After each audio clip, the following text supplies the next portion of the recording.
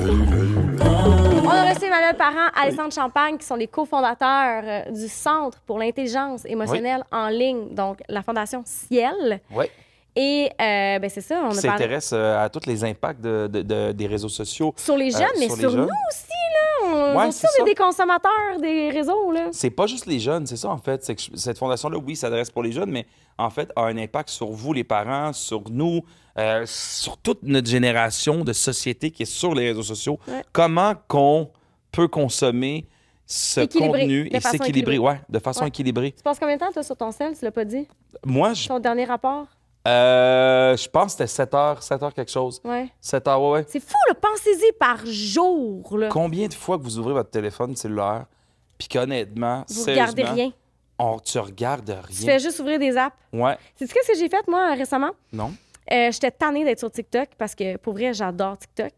Je me suis fait un algorithme que j'aime, là, tu sais, puis j'avais toujours les réflexes de swipe, swipe, clique sur TikTok, swipe, swipe, clique sur TikTok. Je l'ai déplacé. Je l'ai déplacé dans mes menus. Comme ça, j'y vais plus automatiquement sans y penser. C'est fou quand même, hein? C'est fou comment le cerveau est fait que facilement, tu arrives, tu es capable tu places des trucs, tu fais comme... Tu sais, je pourrais ouvrir... Honnêtement, je pourrais ouvrir mon téléphone, puis tu fais aller sur mon Instagram parce que je sais il est où. Ouais. Parfaitement. Je sais même pas pourquoi j'ouvre TikTok. Des fois, je fais juste l'ouvrir parce que quoi, je sais pas. Mais il est là, il est gelé. Puis, des fois, pour vrai, je vais 4 fois de suite sur Instagram. Je suis comme sur Instagram, là, je le ferme. Puis là, je retourne dessus. Puis je viens d'aller voir mes DM. Je viens d'aller voir mes DM. Là. Je sais qu'il n'y en a pas de DM. Je reclique quand même dessus. Puis je suis comme... Puis à un moment donné, on est zombies du mental, des fois, avec ça. C'est débile. C'est débile. Je serais curieuse de savoir en commentaire, laissez-nous donc savoir, vous, combien de temps vous passez sur vos réseaux sociaux. C'est quoi votre temps? Moi, j'ai 7 heures. 7 heures quelque chose. 6h50 la semaine passée. Mais je dois dire, par contre, on a enregistré des podcasts cette semaine, puis je me préparais en vue des podcasts. J'en écoute beaucoup sur la route. Je fais beaucoup de route ces temps-ci. Donc, c'est sûr que ça compte dans mon temps d'écran. L'écoute des podcasts, des invités qu'on reçoit. Oui, même si c'est juste de l'audio, en fait. Exactement. Parce qu'effectivement, si je vais sur Spotify puis je mets quelque chose, c'est quand même de la musique. Ouais, je sais ça. Ouais. OK. Ouais, on essaie de se déculpabiliser. Non, mais peut-être que je me sauve parce que je vais t'avouer que j'écoute tout le temps la musique, moi. Ouais. J'ai toujours besoin d'avoir une petite musique de fond. C'est vrai. Mais quand même, puis quand on se lève, aussi dans les commentaires, bon, nombre d'heures, puis dans les commentaires, la première chose que vous faites en vous levant, c'est quoi? Tu checkez votre téléphone? Moi, c'est 100% checker mon téléphone. Ben moi, parce que je vois l'heure. Je me dis, écoute, il est-tu 8 heures, il est-tu 10 heures? Moi, je vais voir mes courriels. C'est ma façon de me réveiller tranquillement. C'est sick! Je me mets pas d'alarme. Fait que moi, je suis vraiment... Moi, j'y vais comme ça dans la vie. Je mets pas d'alarme. Wow. Oh, wow. Je me dis, mon corps se lève tout le temps à 7 heures. Ouais, mais ça se peut qu'à un moment donné, il me joue un petit tour. Ouais. Il se lève à 11 heures. Si c'est en temps à un moment donné, je vais savoir pourquoi. Tu vas être en tabarnouche, hein? C'est pas grave, tu sais pourquoi je vais t'emmener une bonne pizza Salvatore. Oui, là, tu seras pas fâché après moi. Ah, c'est vrai que ça rend heureux de se faire livrer une pizza Salvatore. Ah, toute chaude. Je me rappelle la fois que tu m'avais lancé une pizza dans la face. Oui, ça aussi, c'est le fun aussi de lancer des pizzas dans les visages, mais c'est encore meilleur de la manger avec le code promo LLU15, un 15% de rabais. 15% de rabais. Continue à l'utiliser, puis maintenant, on va peut-être monter ça. On pourrait monter ça à un moment donné un peu loin. Ah ouais, tu penses? Je te laisse faire l'appel à Salvatore. Parfait. Je vais faire un petit appel à Salvatore pour vous, les amis. Mais sinon, appelez-les, commandez votre pizza. Très bon podcast, comme on l'a dit. Vous avez vu, là, on a déblatéré un peu. Mais c'est super intéressant. Partagez-le. Partagez. C'est extrêmement pertinent. Je pense que c'est une discussion de société qu'on doit avoir sur le sujet. 100%. Des remises en question, pas parce que c'est pas bon les réseaux sociaux, mais parce qu'il faut... C'est nos habitudes parfois qui sont pas bonnes avec l'outil qu'on utilise. Puis c'est juste d'être plus conscient de nos habitudes. Ah, puis avec récemment, tout ce que le monde parlait un peu de est-ce que les jeunes doivent avoir le téléphone à l'école, quoi que ce soit. C'est une discussion qui fait partie de notre actualité depuis longtemps déjà. Et là, on dirait qu'il y a des gens qui ont commencé à se réveiller. Je pense que ce podcast-là va vraiment vous aider à vous faire une thèse un peu là-dessus, peut-être à justement réfléchir. Fait que tout ça en mangeant une bonne pizza. Oui, bon podcast. Bonne écoute.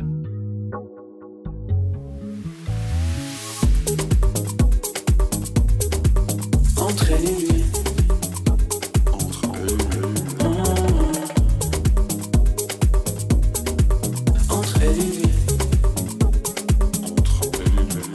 Merci d'être là aujourd'hui. Ça fait plaisir.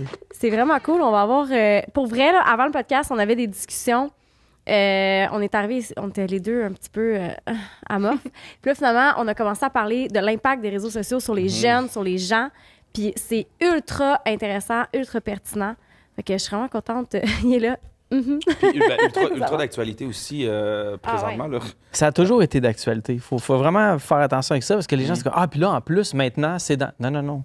Ça fait depuis, mettons, de mon souvenir, puis corrige-moi si je me trompe, Emmanuel, depuis 2010 qu'on commence à avoir des données sur l'impact des réseaux sociaux sur les jeunes et sur la population en général. Ça fait un bout qu'on étudie ça, mais là, c'est qu'on a de plus en plus de gens qui commencent à s'y intéresser pour vrai. Ouais. C'est comme l'intelligence émotionnelle. Tu sais, l'intelligence émotionnelle, les premiers pas, là, c'est dans les milieux des années 90. Puis là, on commence à en parler beaucoup plus, mais ça fait des années, là, ça fait 30 ans là, que c'est sur la table, que c'est une théorie, puis maintenant une pratique, puis on comprend, puis c'est important de ne pas faire comme... de pas traiter ça comme un trend, en fait, l'impact des réseaux sociaux sur les sociétés. Oui, Parce que les réseaux sociaux sont des trends, en fait, souvent aussi. Oui, c'est ça. Puis, tu sais, nous, justement, en 2019, on a créé un premier atelier pour parler de la relation qu'on avait au numérique, aux réseaux sociaux, puis une tendance qu'on a socialement, dès qu'on parle d'enjeux qui touchent les jeunes, que ce soit cette semaine avec l'interdiction des téléphones dans les écoles secondaires ou quoi que ce soit, c'est qu'on va beaucoup parler des jeunes sous le ton de la protection, de la panique, mais on parle très peu avec les jeunes.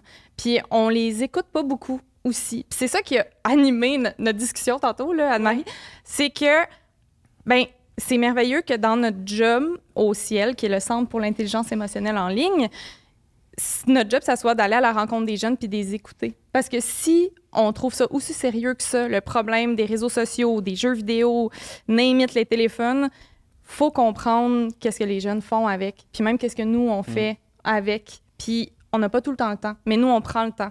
Donc, tu sais, juste cette année, on a touché avec nos ateliers plus de 30 000 jeunes. L'année prochaine, ça va être pratiquement le double. Donc oui, ça prend en popularité parce que, notamment depuis la pandémie, on a été super connectés. On le réalise là, dans nos vies concrètement que, je veux dire, on veut diminuer. Tu sais, on parle des jeunes, mais même chez les adultes, je sais pas, je serais curieuse de voir si vous reconnaissez là-dedans, mais c'est plus de 70% des adultes qui veulent diminuer leur temps d'écran. Quand même beaucoup, là. C'est drôle, je pensais à ça cette semaine parce que j'ai eu une notification. Je suis un peu gênée de dire ça, mais la semaine dernière, j'ai passé 6h50 en moyenne. Ça, t'es débutante, là. Mais t'es débutante. Moi, j'ai 9-10. Non, mais pense-y, là. Ah, je sais. Voyons, on vit pas. Dans le fond, je vis pas en dehors de c'est un morceau de plastique, cette affaire-là. Là. Ça dépend. Qu'est-ce que tu fais avec durant cette 6h50-là? Hier, j'ai mon copain, il était assis sur le divan. J'étais assis par terre, puis lui sur le divan, puis il m'a dit « Ça fait 5 minutes que je te regarde. » Moi, j'étais pas dans la pièce, là. J'étais dans mon téléphone. Il m'a dit « Tu fais juste ouvrir des applications. » J'ouvre mes courriels, je regarde si j'ai un courriel. Il dit « T'as fermé ton courriel, t'es sur ton Instagram. » Il dit « T'as ouvert tes DM, t'avais un DM, t'as pris ton DM, t'es sorti. T'as regardé 3-4 stories, t'es sorti d'Instagram, t'as rentré dans ta plateforme pour les sexologues. T'as regardé si t'avais des demandes de consultation, t'es ressorti, t'es retourné sur Instagram. » Puis c'est vraiment ça que j'ai fait. Je fais rien. Je fais quoi? Je sais pas, pour vrai. Mais c'est une demi-heure de plus sur mon 6h50 que j'ai passé. Puis, mettons qu'on creuse, pourquoi tu penses que tu fais ça? Je procrastinais. J'étais en train de préparer les podcasts qu'on filmait aujourd'hui. J'étais dans la procrastination. Je suis fatiguée. Fait que là, j'essaie de comme... Mais en même temps, c'est ça qui fatigue le plus. On a regardé les podcasts avec Sonia Lupien sur le Sans filtre podcast qui dit que c'est les tâches coupées. Là, le multitâche, d'alterner en différentes tâches, différents sujets. Qui te brûlent. Bref, j'ai assez parlé de moi, là, mais... c'est étrange parce que on fait ça des fois, puis comme elle dit, c'est que tu regardes rien. Mais on dirait que c'est comme, pour moi, des fois, c'est que mon cerveau n'est pas là. Puis des fois, je reviens à moi, puis je suis comme, qu'est-ce que tu fais? Lâche ton sel, reviens. C'est un peu comme une genre de déconnexion. En fait, c'est drôle. Fait qu'on est comme connecté, mais t'es zéro connecté, en fait. T'es là, tu brasses du vide, en fait. Mais c'est bon ce que tu dis, t'es connecté, mais t'es pas vraiment connecté. Tu sais, l'esprit humain, l'humain, crave une connexion à l'autre humain. C'est fondamental, ça fait partie de nous, c'est dans nous autres. C'est un comportement normal humain, tu sais. Puis le truc, c'est que les réseaux sociaux, 2 affaires. La première chose, c'est que c'est des édulcorants à la connexion. Comme les faux sucres. Ça goûte sucré, mais c'est pas du sucre. Fait que tu vas être connecté au monde, mais tu n'es pas réellement connecté au monde. Tu es connecté de la manière dont la plateforme veut que tu sois connecté au monde. Parce que c'est avantageux pour la plateforme de te connecter de cette manière-là aux autres personnes qui sont aussi connectées. Donc avec des groupes qui mimiquent tes comportements, tes goûts et tout ça. Puis, Ben, la deuxième affaire, c'est que c'est comme des calories vides. Tu sais. 100%. Oui, tu vas être avec un groupe de gens qui pensent comme toi, mais après ça, essaie de... Tu sais, souvent, les gens sont comme, ben, sur Internet, tout le monde se parle, mais quand tu arrives dans la vraie vie pour demander de l'aide, il n'y a personne. Pourquoi tu penses? Parce qu'on ne nourrit pas l'esprit de communauté à travers un édulcorant, la connexion, à travers une fausse connexion, tu sais. Fait que, veux-tu un fait intéressant? Puis, parce que je suis pas au fait de la science à jour, mais en 2019, la Direction régionale de la santé publique de Montréal, sous Jean-François Biron, avait sorti un rapport sur le temps d'écran de loisirs, l'augmentation du temps d'écran de loisirs, puis les effets sur la santé relationnelle, physique et mentale. Puis on voyait que si on doublait, mettons, on passait de 2 à 4 heures de temps d'écran de loisirs par jour, on augmentait les marqueurs de symptômes de dépression, d'anxiété chez tous les groupes d'âge. Fait que si tu passais de 2 heures à 4 heures de temps d'écran de loisirs, c'est-à-dire en dehors du travail, donc sur ton 6 heures quelque chose, il y a peut-être là-dedans 30-40 qui est du travail. Puis loisirs, on parle de jeux, on parle de... Tu écoutes une vidéo, tu scrolls sur Instagram. Okay, ouais. Une série, jeux vidéo, tout ça. Fait que si tu doublais ton temps d'écran, tu avais 2 fois plus de chances d'avoir des symptômes de dépression, puis de t'isoler, puis ça. Après, l'autre partie qui est intéressante, c'est est-ce que tu vas plus sur les écrans parce que tu as des symptômes de dépression, ou est-ce que les symptômes de dépression apparaissent parce que tu passes plus de temps? Puis c'est là que nous, on se posait la question à savoir est-ce qu'il y a moyen de développer un outil qui va parler de la qualité du temps d'écran. Puis je sais pas où on est rendu avec ça, parce que moi, j'ai quitté... Faire une histoire courte, là, on a cofondé ensemble la fondation qui s'appelle le Centre pour l'intelligence émotionnelle en ligne. Maintenant, c'est Emmanuelle c'est elle la big boss. Boss babe. La patronne. La patronne. La queen. La daronne. Elle a comme une longue cape et des Daronne, j'aime bagues. mieux que Daronne, Boss Babe. Ouais, Non, ouais. mais pour Docteur vrai... aussi. Patronne, j'aime ça. Docteur. Elle est docteur. J'ai effectivement. un secondaire Oui. 4. Je trouve ça le fun de le mettre en relief. Non, mais c'est full important parce que je me fais souvent aborder pour la fondation. Tu sais, puis je suis comme parler à Emmanuelle. Le brain, c'est elle. C'est pas moi.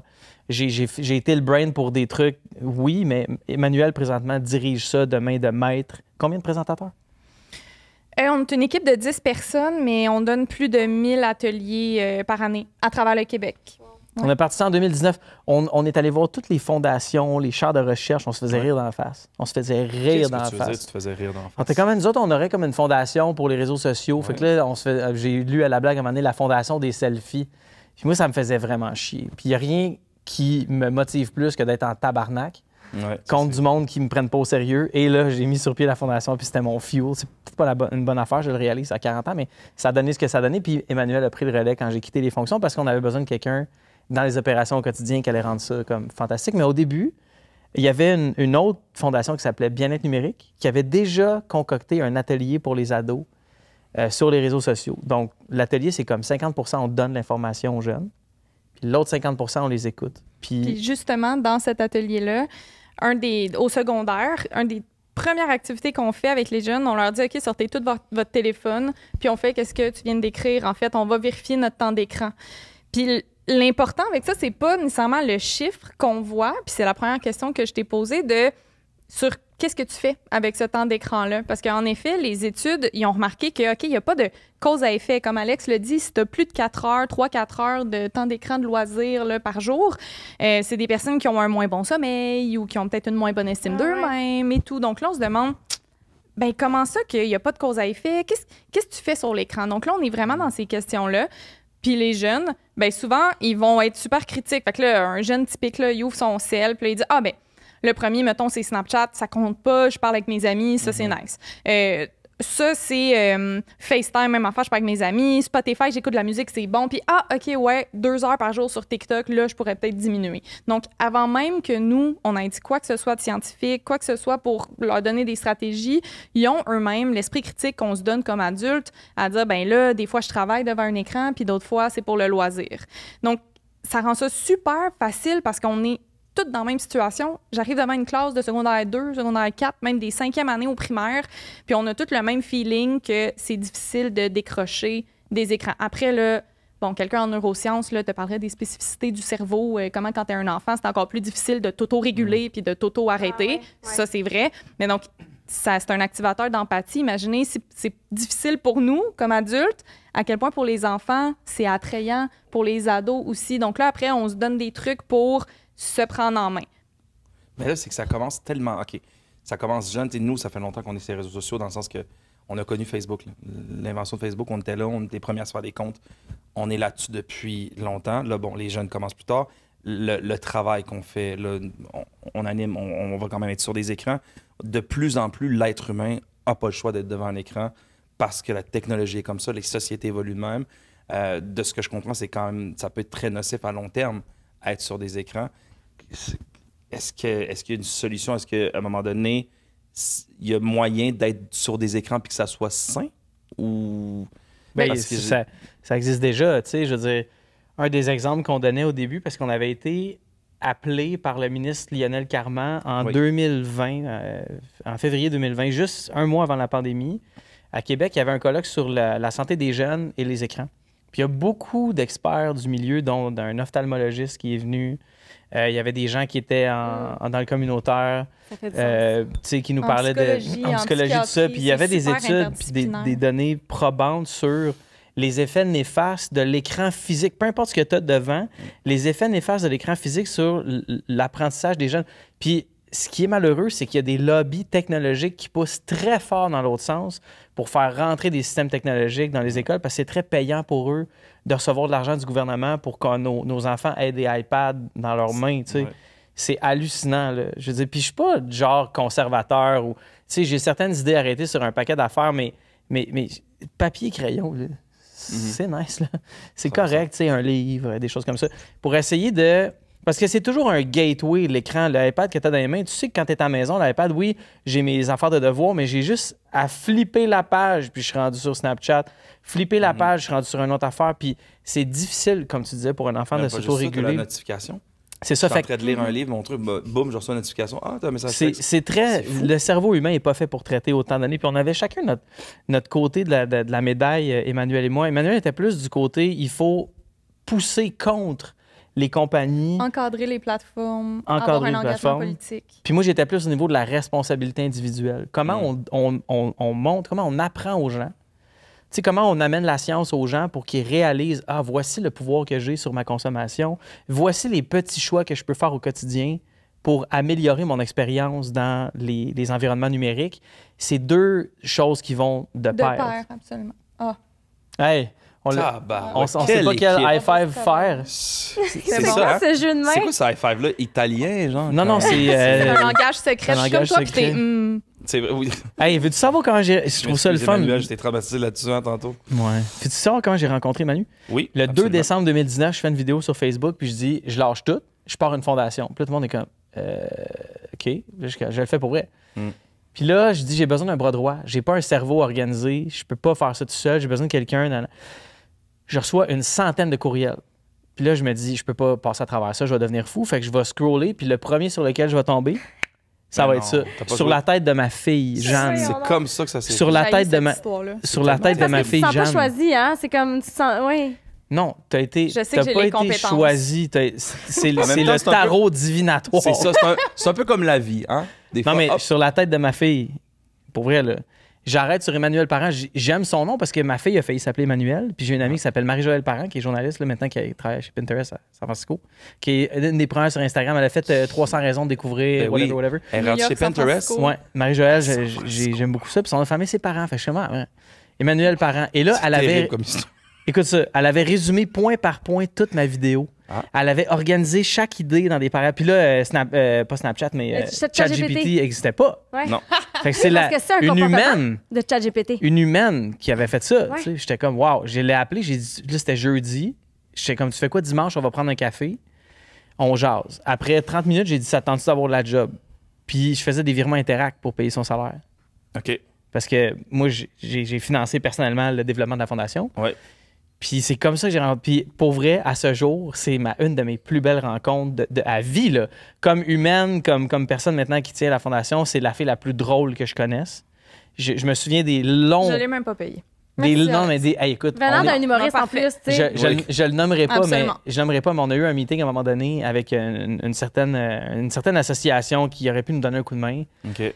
Puis on a eu la... Puis quand je te dis on se faisait rire d'en face, ils ne nous prenaient pas du tout au sérieux. Pour eux, c'était pas...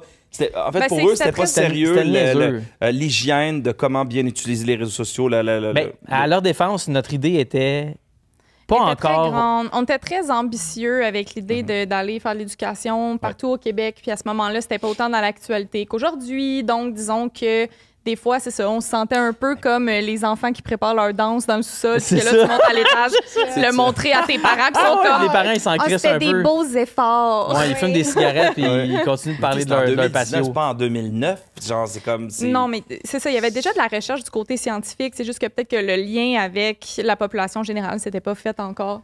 Tout à fait. Mais tu es en train de raconter. On est revenu dans le char. Ouais. On sait pas. On a fini le meeting. On est les deux.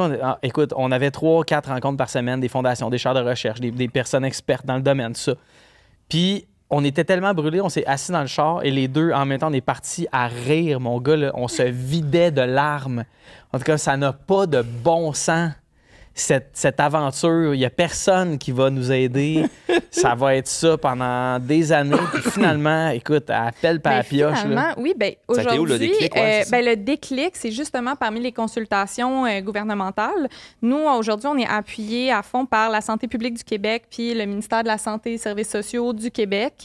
Puis justement, en ce moment, on a une commission sur les écrans, la santé des jeunes, qui va faire des recommandations dans les 2 prochaines semaines à notre gouvernement pour qu'on prennent d'assaut, finalement, cette problématique-là collectivement.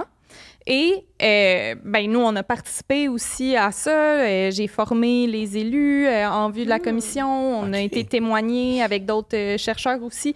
Donc, on a vraiment une belle communauté au Québec qui se penche là-dessus, qui était moins là en 2019, mais aujourd'hui, on s'est organisé, là, puis voilà, puis ça fonctionne super bien. Fait que là, on est à quelques jours de ce que je vois, 2 semaines, que là, il y a les outils. Les outils vont être là.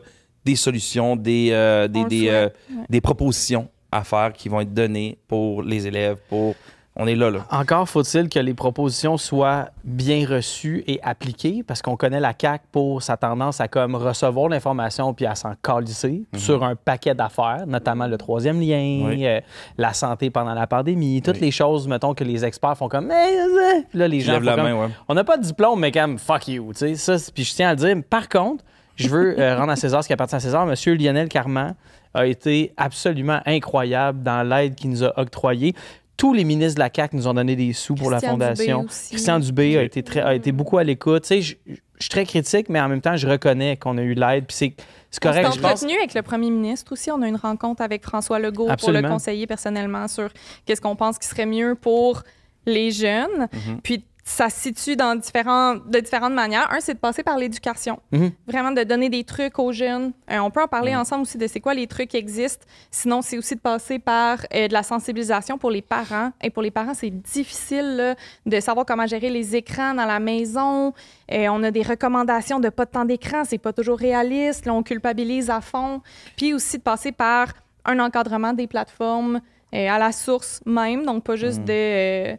mettre toute la responsabilité sur les épaules des parents puis des jeunes, mais aussi d'aller à la source, ce qui est possible dans d'autres pays, mais qui prend bien du courage. On dirait que c'est une problématique, ça, pour les applications. Ils font comme, garde, nous autres, on fait notre produit, vous dealez avec, on a mis quelques petites règles, voilà. Les parents, je comprends qu'il y en a certains que les écrans, pour eux, ça peut être une certaine pause, ça peut être un certain moment pour se poser, puis OK, là, j'ai pas à m'en occuper. Puis ce que je trouvais frappant aussi dans ce que vous dites, puis qui est complètement, pour moi, je comprends... On n'écoutait pas les jeunes, on parle pas aux jeunes, puis là, on commence à leur parler, ce qui est quelque chose qui, pour moi, est comme la chose primordiale, surtout en éducation, que les jeunes, en fait, dans le fond, des fois, on est là, puis on fait « Ah, il y a un problème ». Le problème, c'est qu'on leur parle pas. Ça, c'est bien ce que... En fait, c'est pas qu'on leur parle pas, c'est qu'on les écoute pas. Exact. Je prends l'exemple récemment du jeune qui a fait une vidéo sur « On manifeste, on fait une grève, tout ça ». Moi, je comprends l'interdiction du cellulaire. J'ai encore tellement de questions là-dessus. D'ailleurs, on peut en parler si tu veux. Mais... l'espèce de ton paternaliste dégueulasse que les adultes ont employé envers ce jeune-là, qui, moi, personnellement, m'a beaucoup freiné dans ma croissance quand j'étais plus jeune, parce que j'étais très punk, revendicateur, puis encore aujourd'hui, tu sais, trouble opposition, puis je voulais mettre la marde, tu comprends, parce que je trouvais que le système établi avait pas de bon sens, était injuste pour un... J'ai toujours été de même, tout le temps. Puis j'ai trouvé que la réaction face à ce jeune homme-là démontrait exactement c'est quoi le problème. On les écoute pas, puis on les traite comme de la merde. Puis quand tu es adolescent, là, c'est tellement fragile, un adolescent, parce que tu as les bonnes volontés du monde pour changer le monde, mais tu n'as pas les moyens de le faire. Puis si tu n'es pas épaulé par un adulte qui a du bon sens, on va t'échapper. Puis on le voit, là, que le système échappe tellement de petits gars et de petites filles à l'école qui voudraient changer les choses, qui ont de l'espoir, qui ont de la volonté, à qui on ne donne pas les bons outils, puis on les échappe. Puis pas juste le décrochage scolaire, mais comment ces gens-là vont se désengager de l'esprit de communauté, puis comment, quand ils vont aller sur les réseaux sociaux, ils vont trouver le réconfort dans l'individualisme. Ça fait des sociétés qui sont morcelées, puis ça fait qu'on a de plus en plus de raisons de se diviser au lieu de trouver des dénominateurs communs entre chacun de nous, de faire des grands groupes, puis de s'opposer au système d'oppression. Puis je sais que j'exagère peut-être, mais c'est carrément ça qui se passe. C'est qu'on n'écoute pas les ados. Puis même, comme tu nommes pour la grève avec le garçon là, qui s'était exprimé contre l'interdiction des cellulaires, mais on avait vécu un petit peu la même chose à plus grande échelle avec Greta Thunberg, quand elle avait fait la grève pour l'environnement, puis on ridiculisait, c'est juste une fillette, on retourne à l'école. On ridiculisait son physique, on disait qu'elle avait l'air... C'est débile. C'est débile. Ouais, c'est toujours le même monde qui font ça. C'est comme un profil typique, genre. Ouais. Tu sais, en tout cas. Ouais. Puis les jeunes, ils n'ont pas le droit de vote. Puis les réseaux sociaux leur ont justement donné une voix dans l'espace public qu'il n'y avait pas autrement. Quand on dit d'écouter les jeunes, ça ne veut pas dire d'accepter toutes leurs propositions, mais au moins de considérer leurs paroles dans les enjeux qui les concernent. Puis les réseaux sociaux ont justement permis aux enfants de s'associer ensemble pour la planète. Je veux dire, c'est tellement touchant de se dire que... Parce qu'eux, ils se disent « c'est nous, les enfants, qui devons changer le monde, qui devons, qui vont dealer avec les conséquences des changements climatiques. » On se regroupe, puis là, on se fait ridiculiser pour le faire. Puis, encore une fois, je pense qu'il y a beaucoup, beaucoup d'adultes qui sont bienveillants puis qui écoutent les jeunes, puis il faut continuer dans cette lignée-là. Parce qu'il y a une vision aussi qui est différente un peu de nous qui est, je veux dire, on a vieilli, on a été éduqués de certaines manières, fait qu'on a été un peu pollués pour certaines choses que eux des fois ils n'ont pas ça, tu sais. Tu vois, j'ai fait un exercice avec des jeunes, je fais un atelier de journalisme et multimédia avec des jeunes au centre Lassalien à Saint-Michel. Nice. On parlait de politique. En fait, je me suis assis souvent, je m'assois au début, puis ils mangent leur collation, puis je les regarde un peu, puis je leur pose des questions. Bref, puis là, on était en plein dans la campagne électorale. Fait que je leur dis, genre, écoutez-vous ça, la politique? Vous pensez quoi de ça? T'sais?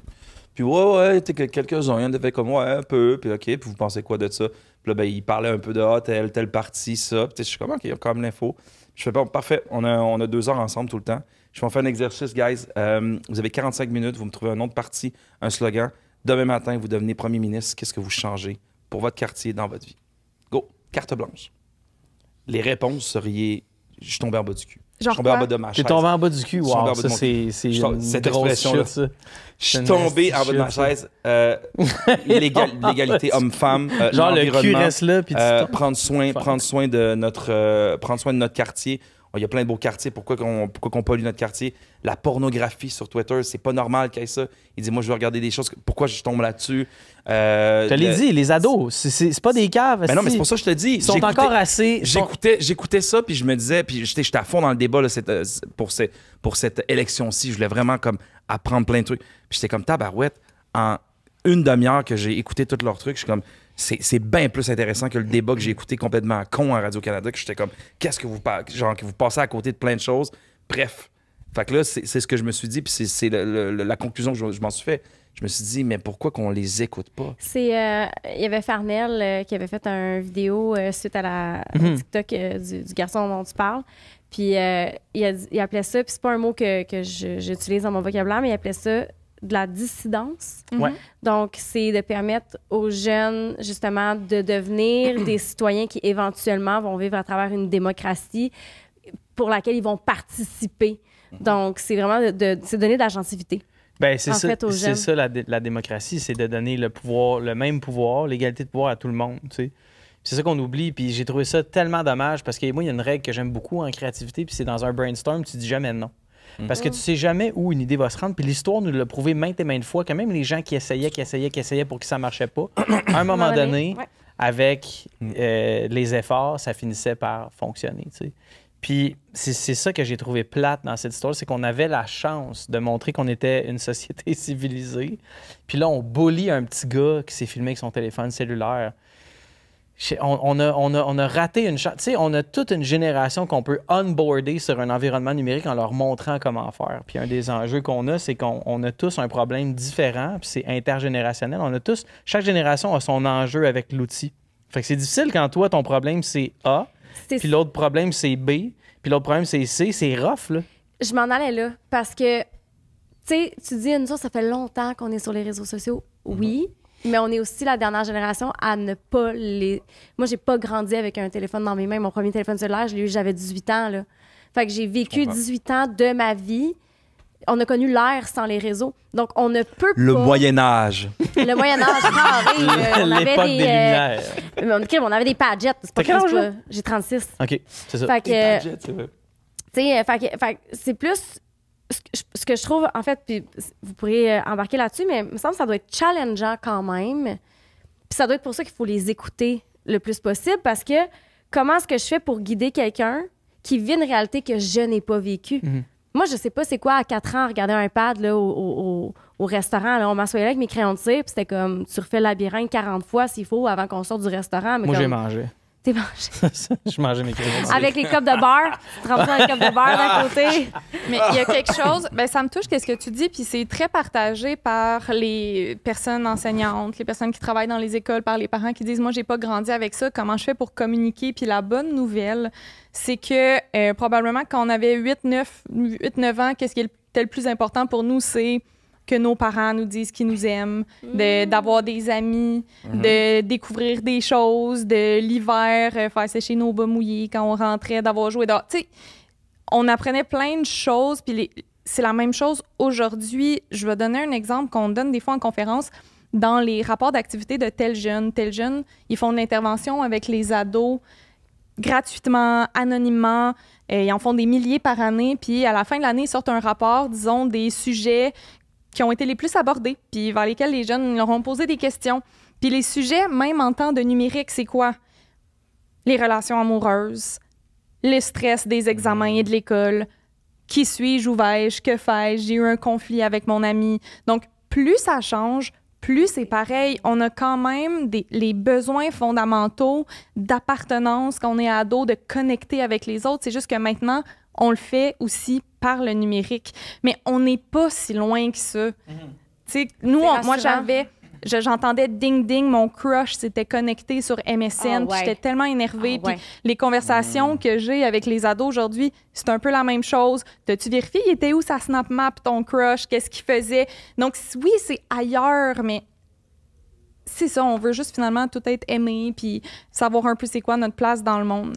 Je trouve ça rassurant, en fait, comme réponse parce que, tu sais, je me suis toujours questionnée à savoir si j'ai des enfants, comment est-ce que je vais approcher la situation. Puis je me dis tout le temps, mais là, je veux-tu être outillée? Parce que je sais pas, moi, c'est quoi, capable de trouver son crush sur Snapchat, sur une map. Je veux dire, moi, je savais qu'il était soit chez eux, soit je le savais pas. Oui, mais tu te souviens de la peur du rejet? Puis le fait de est-ce que je dévoile mes sentiments ou pas? Puis ben là, aujourd'hui, ça peut se faire par texto, mais ça sera jamais la même affaire qu'en face à face, là, avoir les mains moites, regarder un peu partout. Ça, c'est la même chose aujourd'hui. Tellement. On est plus connectés qu'on pense.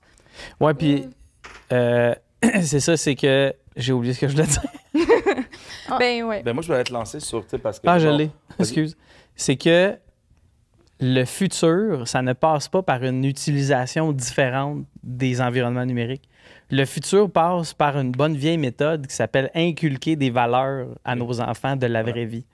Tu sais, les environnements numériques sont là pour servir surtout nos vices puis les exacerber. Puis si tu as une maison dans laquelle il y a de la bienveillance, de l'accueil, de l'écoute, tu sais, je vis ça avec ma fille, là, elle a bientôt 10 ans. Fait qu'on commence à parler des médias sociaux puis d'avoir un téléphone, elle n'en aura pas tout de suite.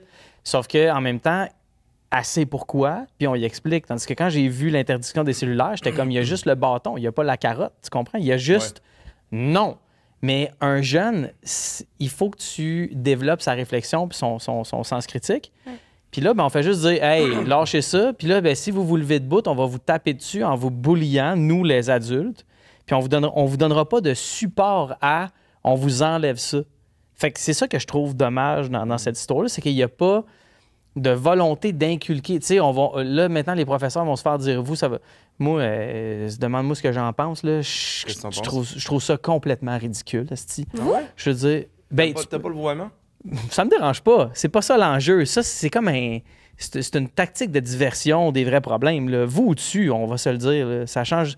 Est-ce que le jeune va tout d'un coup être empreint de civilitude ou de civilité ou de civisme, je ne sais plus c'est quel le bon mot, envers sa communauté parce qu'il dit voit son professeur? Fuck all, là. Mais je te le dis tout de suite, non. À oublier les études puis les millions de dollars, non. Si à la maison, de base, il n'y a pas ces valeurs-là d'inculquer, Ouais, de respect. c'est pas en y mettant un iPhone ou en y enlevant un iPhone des mains que ça va changer. Là. On exacerbe les problèmes avec les écrans. On ne crée pas de nouveaux problèmes. On exacerbe les problèmes existants. On a-tu quelque chose là-dessus? Ben moi, je trouvais que c'était très bien dit. Non, mais oui, merci. C'est smart. Mais on a-tu quelque chose là-dessus, genre Un programme? de la science ou on a... Il me semble qu'on avait de quoi là-dessus? Ben, le fait que, oui, c'est Je vais pas pas des te nouveaux mettre sur le problèmes. Ouais, ben, Mais- c'est des nouveaux problèmes, mais ça l'exacerbe des problèmes déjà existants. Tu sais, si moi, personnellement, j'ai des enjeux de performance, ben, peut-être que je vais beaucoup me comparer négativement en ligne, là où ouais. quelqu'un va être inspiré alors qu'on regarde exactement le même contenu, le même nombre de temps. Puis si quelqu'un est plus anxieux socialement, ben, ça se peut que ça soit le genre de personne à relire 4 fois son message texte puis l'envoyer à son ami avant de peser sur envoyer. Donc, c'est là où il n'y a rien de nouveau particulièrement. Je pense que j'ai un exemple à te donner qui est très bon. Je suis diabétique, ça fait 10 ans que j'ai eu mon diagnostic, puis j'ai un capteur sur mon bras, dans le fond, qui me donne ma glycémie à tous les instants. Fait que je peux savoir la quantité de glucose dans mon sang, est-ce que je dois m'injecter de l'insuline ou manger, dépendamment du niveau. Ça arrive souvent que je parle avec des parents dont les enfants sont nouvellement diagnostiqués. C'est fascinant, le capteur, parce que maintenant, je suis pas obligé de me piquer sur le bout du doigt à chaque 10 minutes, tout ça. Ouais. C'est comme, j'ai accès à une unité de mesure qui est très importante pour moi. Je suis pas quelqu'un qui est dans la performance dans la vie. Je suis pas quelqu'un qui est compétitif. Je suis pas quelqu'un qui cherche à toujours être le meilleur ou quoi que ce soit. Moi, j'aime ça apprendre. J'aime ça être spectateur aussi. Fait que quand je regarde ma glycémie, je sais quoi faire. Je me corrige. Par contre, un parent qui aurait un esprit compétitif, qui veut que son enfant soit toujours dans les normes, va rajouter de la pression sur son enfant à cause des mesures qu'il y a sur son capteur. Le capteur est tout à fait indiqué pour la santé de l'enfant, mais c'est la manière de s'en servir le problème. Puis c'est pas en changeant le capteur, en l'enlevant ou en ajoutant un autre que tu vas changer ça. C'est en t'adressant directement au comportement du parent que ça va changer. Puis c'est la même chose avec les réseaux sociaux. C'est un outil neutre, à la base. Bien sûr, les intérêts, puis Emmanuel a une vision différente, puis j'aimerais ça que tu en parles. Mais à la base, ça devrait être un outil neutre, mais c'est manipulé par tous les intérêts monétaires et politiques des gens qui détiennent ces plateformes-là. Emmanuel. Ouais, qu'est-ce que t'as dit? Est-ce que c'est pas un outil neutre selon toi? Ben non, Ouais, c'est mais pas un outil neutre. je pense J'ai que dit t'es ça d'accord. devrait, hein, parce que c'est pas un outil neutre. Ouais, mais vas-y. Ben oui, ben c'est pas un outil neutre parce que, je veux dire, l'objectif premier des réseaux sociaux, c'est de faire de l'argent. Puis je dis pas ça pour dire qu'ils sont méchants. C'est juste que, Oui. en avez-vous C'est un une business. BlackBerry? En avez-vous un BlackBerry Ben en ce non, moment? ben non. Non, mais avant, tout le monde avait ça, puis c'était symbole de business, etc. Apple ne veut pas être BlackBerry. Google veut pas que ses Android soit le BlackBerry. Puis Non. tantôt, j'ai parlé que j'utilisais MSN, mais où est MSN? Il fut un temps, tout le monde était connecté là-dessus, puis Ça aujourd'hui, allait bien dans ce temps-là. c'est même. mort et enterré. Y Donc, avait-tu une les guerre réseaux pendant sociaux veulent pas MSN? l'être. Il n'y a pas de guerre pendant... Non, 2001? c'est pas une guerre. Ah, c'était une invasion, c'est pas pareil. Ouais. C'est pas une Et guerre. le fait que les réseaux sociaux ont les profits comme objectif et pas notre bien-être, ça fait que dès qu'on les ouvre, ils veulent qu'on voit de la publicité parce que oui. mettons, Meta, plus de 95% là, de leurs revenus dépend des pubs qu'on les voit qui sont, tu sais, vous le savez, là, mais donc, Ben, tout ce qu'on ils accepte, veulent garder notre attention. Ils vont nous recommander du contenu. Ils vont essayer de comprendre c'est quoi nos prochains achats, essayer de le planifier. Ça, après, ça fait des ados et des adultes qui disent « ben je vois pas le temps passer quand je suis sur les réseaux sociaux. » Et moi aussi, même chose. J'ai failli arriver en retard tantôt parce que Non. j'étais sur mon cell à regarder du contenu. Qu'est-ce que tu Le- regardais? Ben, j'étais sur Instagram. Marketplace. Aucune À idée. magazine des cendriers sur pied de même, Marketplace. Il y a tout le temps là-dessus, c'est Hey, mais cagasse. à quoi ressemblent vos loupes? Si, mettons, Nos loupes? on ouvre vos téléphones Quand on ouvre, maintenant. ça, c'est Ben, le on peut fun. le faire. C'est quoi de mes loupes? C'est Ta ta La partie loupe, c'est sur ton Instagram. Ta découvrir. FYP, là, pour toi, À sur quoi Instagram. ressemble ma loupe? Ah, moi, vous avez c'est checké, moi fucké. aussi, hein? Moi, c'est Ouais. vraiment bizarre. Je suis pas excité. OK, fait que là, je vais sur la loupe. OK, Moi, c'est un peu gênant, on dirait. j'ai... C'est intéressant. On va toi. OK, moi, j'ai des caméras, du stand-up, un gars qui garoche un air climatisé par-dessus un char, des Porsche, une fille qui liche un cerveau. Mais moi, j'invite tout le monde qui nous écoute en ce moment de à la aller boxe. faire la même affaire. Moi, j'ai des propositions de podcasts, des avant-après de célébrités avec de la chirurgie et des robes, parce que là, je vais être demoiselle d'honneur puis je magasine ça. Ah, moi, j'ai Louis Morissette, J'ai des Irax, j'ai Tupac. Irax, c'est genre une espèce de petit animal, genre, qui vit en Afrique, qui est très drôle, puis qui est tout On dirait des petites taupes. Ça, c'est C'est des bien-être. petits- Très bien-être. C'est Tidi. J'ai un gars J'ai des saucé. humoristes, puis j'ai de la lutte, on dirait, je sais pas pourquoi. Moi, je suis dans le fitness de ce temps-là. Je m'entraîne beaucoup. Fait que j'ai des avant-après. J'ai des filles qui font de l'exercice, de la course. Je magasine une robe pour le gala Influence Création, donc des robes. Puis je m'en vais dans un festival country en fin de semaine. Fait que j'ai des outfits country. Bien, justement, ça, c'est le reflet d'un algorithme qui décide le contenu à notre place. Et lorsqu'on ouvre TikTok, bien, ce ne sont que des recommandations, à moins d'aller dans nos abonnements sur notre For You page, pour toi, qui nous propose du contenu personnalisé. Puis ça, justement, dans un des ateliers avec les jeunes, on leur montre comment, tu sais, en anglais, tu as curate, là, tu sais, comment choisir le contenu qui t'est destiné pour que ça t'aide à aller vers tes objectifs. Comme, est-ce que toi, tu veux cuisiner? Bon, ben, va te mettre à suivre des pages de cuisine. Est-ce que toi, tu utilises les réseaux sociaux juste avant de te coucher pour te détendre? Bon, ben, il suit des trucs de ASMR, de petits animaux, je sais pas. Donc, comment est-ce qu'on fait pour que le contenu qui nous est proposé y ait un impact le plus favorable pour nous possible? Positif, ouais. Puis c'est possible de le faire. Mais c'est pas tout, tu sais, parce qu'il y a des solutions dans les téléphones, c'est-à-dire d'améliorer son contenu, que notre contenu corresponde à nos intérêts, à nos activités hors ligne, de se mettre des limites de temps d'écran, par application, d'en jouer dans nos Et tu veux dire, réglages. dans les réglages, on peut faire Exactement. Tu peux faire ça. Tu peux limiter les notifications.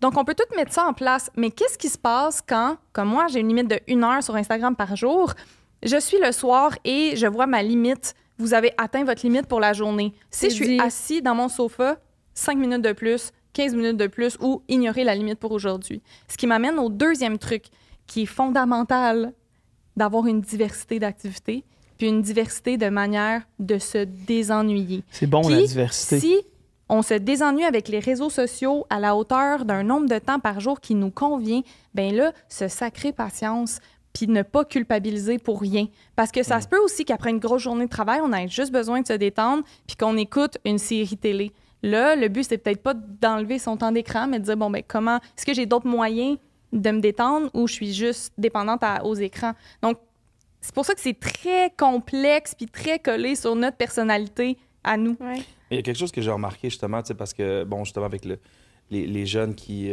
l'interdiction des cellulaires, tu sais, moi aussi, je réfléchissais beaucoup, puis je me dis, mon Dieu, à quel point qu'on utilise tout le temps notre cellulaire, tu sais, dans un cours, exemple, tu sais, mettons, on met ça dans le plus basic truc. Tu as 1h15, tu n'as pas besoin d'avoir ton téléphone. Mais je remarque, même nous, les adultes, j'écoute une série, je check mon téléphone. Dans les salles de spectacle, bro, c'est sûr, tu l'as vu. Les gens, pendant les shows pour vrai, il y en a quand même qui checkent un peu leur téléphone. peut-être dans les soirées d'humour, mais dans mes spectacles, j'ai pas, honnêtement, là, j'en ai... On sait bien, toi, t'es parfait. Non, c'est que... Mais- Ben, dans les soirées c'est un d'humour, événement je l'ai spécial. remarqué, mais dans mes shows, mettons, j'en ai Ouais. 60 derrière la cravate depuis 1 an, j'ai jamais eu à intervenir, j'ai même pas remarqué. OK. Ben, t'es Que les mettons, gens le moi, mettons, des faisaient. fois, des shows que j'ai été d'humour, quoi que ce soit, un petit peu, juste un petit, check juste un peu, OK, un message, réponds un message. Au cinéma. Je pense qu'en musique, c'est un en fléau. musique, J'ai des en amis musique- musiciens et musiciennes là, que... Mais c'est parce qu'on filme. En musique Terrible. aussi, Ouais. le fléau et qu'on filme dans genre coupable, on filme mais la ça- moitié du spectacle. Là, ça, il y a quelque Ouais, mais chose ça, faut de- que tu te fasses traiter, mon gars, parce que Ouais, filmer un spectacle, c'est quand tu le regardais après. Jamais. Ben, c'est ça. Je pense que ça va rentrer dans le DSM-6, là. Le livre avec tous Ouais. les diagnostics de maladies de santé mentale. Ouais. Les gens qui filment des spectacles ou des feux d'artifice, un des deux, Ça, c'est- une condition. C'est une condition. Mais ça, c'est fou. Ça, c'est incroyable. Mais parle-moi ça. Les spectacles, pour vrai, mais tu sais, je sais. Puis maintenant, tu vois, des fois, je suis comme juste parce que ce qu'on fait, c'est que tu captures un moment, puis après, tu le partages sur tes réseaux sociaux. Puis j'essaie maintenant de juste faire ça. Puis, OK, une fois. Puis je regarde, puis je profite du spectacle que j'ai payé 300 $ le billet. Qu'est-ce que t'es allé voir? Et je regarde, le dernier spectacle que j'ai été voir, c'était. Tu vas pas. Non, mais. Non, ben, je sais c'est qui, mais tu veux pas le dire. ben oui, ben, je vais le dire, ça me dérange pas. Non, ça me dérange pas. J'ai été voir Chris Brown parce que je tripe bien sur Chris Brown. Mais bref, Ouais. il y avait du téléphone en tabarouette partout. Là. C'est hallucinant. Non, c'est pas vrai. Le dernier spectacle que j'ai été voir, c'était Nelly avec Ah oui. Ja Rule. Ça, Et- ce spectacle, j'ai même pas payé, puis je l'ai vu au complet à cause du monde comme toi qui Merci. filmait, Ça fait plaisir. puis qui mettait Mais j'ai- le mais j'ai- trois quarts ouais, show mais dans ça, leur j'en ai story. Mais profité un peu. J'ai mis comme genre 2-3 stories, mais après, j'ai fait, OK, genre, hey, à un moment donné, puis même à un moment donné, Ja Rule, je me souviens, il descend dans la foule et il passe dans le monde et tout le monde, toutes les juste des téléphones. Habituellement, le monde aurait peut-être, bon, il y en a qui ont essayé un peu de toucher, tu sais, juste de dire salut, mais tout le monde est juste de même. Moi, j'aurais fait les deux. J'aurais été capable de toucher Ja Rule et de le filmer. Mais tu sais, ça Tu vas donner un cours là-dessus. J'en donne déjà. Ouais, comment on fait? Comment on fait? Comment on fait? Comment toucher Ja Rule? Comment on Oui. fait? Comment on fait? Ça, Moi, tu comprends, ça m'impressionne. Puis il y a des spectacles maintenant que certains groupes, puis tu sais, là. Hey, veux-tu savoir de quoi? Vas-y. Je suis allé voir un des meilleurs spectacles que j'ai vu de ma vie, John Mayer avec Dave Chappelle. Ensemble, Hollywood Bowl, Pardon. décembre Quel beau 2017. Avant de rentrer dans la salle, ils te font mettre ton téléphone dans une poche, fermé avec un truc magnétique. Tu peux pas l'ouvrir. Impossible. Tu peux pas filmer, tu peux pas utiliser ton téléphone. Je te dis, c'est un des meilleurs shows que j'ai vu de ma vie parce que 100% focus sur le spectacle. Je capotais. Puis c'est John Mayer et Dave Chappelle. Fait que j'étais comme... On dirait que je suis content que la vie m'ait empêché d'avoir un téléphone dans mes mains. J'étais un peu stressé parce que ma fille était très jeune dans ce temps-là. Elle avait comme 2 ans. Puis notre séparation était récente. Puis j'étais... Mais finalement, j'ai pris mon téléphone après, aucune notification. Ok, c'est ça. La vie continue, tu sais. Voilà. Mais je trouve ça intéressant, justement, aussi pour être dans la nuance, de pas juste être critique, parce que si on fait juste tout dire « Ah non, ça n'a pas de bon sens, dans les shows, on filme un bout du show, puis on n'en profite pas, etc. » Je pense qu'on peut être nuancé puis dire « Quand on vit un moment heureux, d'habitude, on a le goût de le partager, parce qu'on est content, puis on veut communiquer notre joie. Puis en même temps, la musique, il y a quelque chose de très, très identitaire. Donc si je vais voir... Je sais pas... Rammstein. Mettons, tantôt, on parlait de nous, Ouais. Adrienne Cassidy, Ariane Roy. Si je vais voir ces artistes-là que j'aime beaucoup, auxquels je m'identifie, ben j'ai envie non seulement de partager ma joie, peut-être en story, que les gens le voient, mais aussi de m'associer à leur identité, puis que les gens se disent « Ah oui, Emmanuel, elle écoute de la bonne musique, c'est hot et tout. » Donc, est-ce que c'est possible d'atteindre ça, puis en même temps de profiter du moment présent du show? Je pense que oui. Donc là, puis il y en a peut-être pour qui faire une seule story, c'est déjà trop. Moi, je publie jamais sur mes réseaux sociaux. Personnellement, je trouve que, en tout cas, c'est une question trop lourde pour moi. On dirait, sinon, c'est comme là, est-ce que je publierais dans le show? Est-ce que je publie ma marche? Est-ce que Moi, je me suis débarrassée de ça. Je ne publie pas, mais... Ma close friend, elle met je tous ne- ses paris sportifs. C'est ça. les courses de Sur chevaux, c'est sûr. Bet99. Je suis vraiment Elle est fan toujours de la à course de Blue chevaux. Bonnet. Ça existe encore, ça? Blue Bonnet. Et je souhaite non. L'hippodrome de Montréal, non? Non, je pense plus que ça existe. Mais non. Mais J'ai des tout ça pour vieilles dire qu'il références. faut questionner ces pratiques-là. Ouais. Puis, pas juste se taper sa tête que c'est pas correct. Puis, pourquoi ça te dérange? Bon, ben cette fois-là, avec Chris Brown, j'ai pas profité du show. Bon, ben la prochaine fois, je le fais moins. Puis, quand je vois une story de quelqu'un sur mon feed, ben je le juge pas. Je me dis, ben la personne est contente, puis peut-être qu'elle a profité du show, puis je le sais pas. Donc, de moins se juger aussi entre personnes, c'est quelque chose que j'entends beaucoup de cette personne-là, elle a juste publié pour avoir de l'attention. T'es pas obligé d'avoir une opinion sur tout. Ben oui, peut-être qu'elle veut de l'attention. OK, tu peux te désabonner si ça te convient pas, ou tu peux juste contrôler tes pensées puis aller regarder d'autres contenus à la place d'avoir des pensées au sujet des autres. Puis à la place, comme tu dis, de cultiver un négatif constant, en fait. Mais Pourquoi c'est parce que cultiver c'est- le mépris? Est-ce que ça nous fait sentir bien à propos de soi-même? C'est faut très pas temporaire. faut pas arrêter la conversation juste à « Hey, ça n'a pas de bon sens qu'on fasse ça. » Faut creuser. Pourquoi? C'est comme j'appelle ça Quel le besoin? syndrome de la première neige. Tu sais, quand il y a de la première neige au Québec, Oui. il y a plein de gens qui le mettent dans leur story. Oui. Fait que t'as les gens qui mettent la première neige, puis t'as les gens qui chialent contre les gens qui mettent la première neige. Oui. Puis là, t'as une nouvelle vague maintenant, c'était les gens qui chialent contre les gens qui chialent contre Ouais. la première neige. Et ça, c'est infini. Moi, je suis comme, hey, laissez le monde mettre des photos de coucher de soleil. C'est beau, c'est le Ouais. fun. Il y a tellement de marde sur les réseaux sociaux. Je peux-tu tomber sur un coucher de soleil une fois de temps en temps? Je trouve ça Sur le une fun. En même temps, première je suis une neige. vieille mère de famille qui se fait des tisanes, tu sais, fait que c'est peut-être ça mon problème. Non, mais moi, je suis 100% d'accord avec toi. Puis des fois, on en parle avec Anne-Marie. Il y a beaucoup de choses qui brassent sur les réseaux sociaux. Ça devient un peu, des fois, de regarder, il y a des choses, puis on est comme pris un peu là-dedans, des fois. Comme tu scrolles, des fois, comme, OK, là, terroriste, ci, ça, guerre, boum, enfant mort, ci. Puis tu regardes ça, puis t'es là, t'es pris là-dedans. Puis là, un qui chiale, puis il est dans sa voiture, puis il envoie chier, puis là, des misogynes, des... Là, t'es comme... Là, je sors de là. Pour vrai, des fois, je sors de mes réseaux sociaux, je suis comme... OK, là. Moi, je sais que l'algorithme va me montrer plus de ce que je regarde, donc je skip.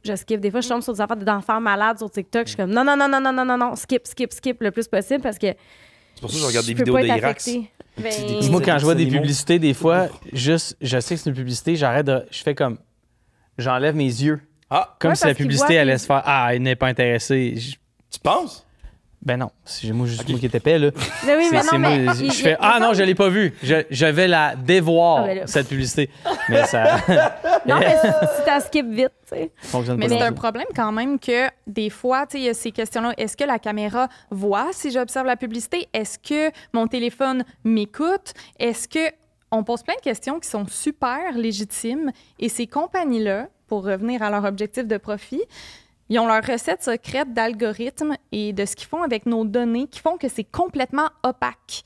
On utilise tout ça, là, toutes ces applications-là, des heures par jour pour le meilleur et pour le pire, puis on ne sait même pas qu'est-ce qu'ils font avec nos données.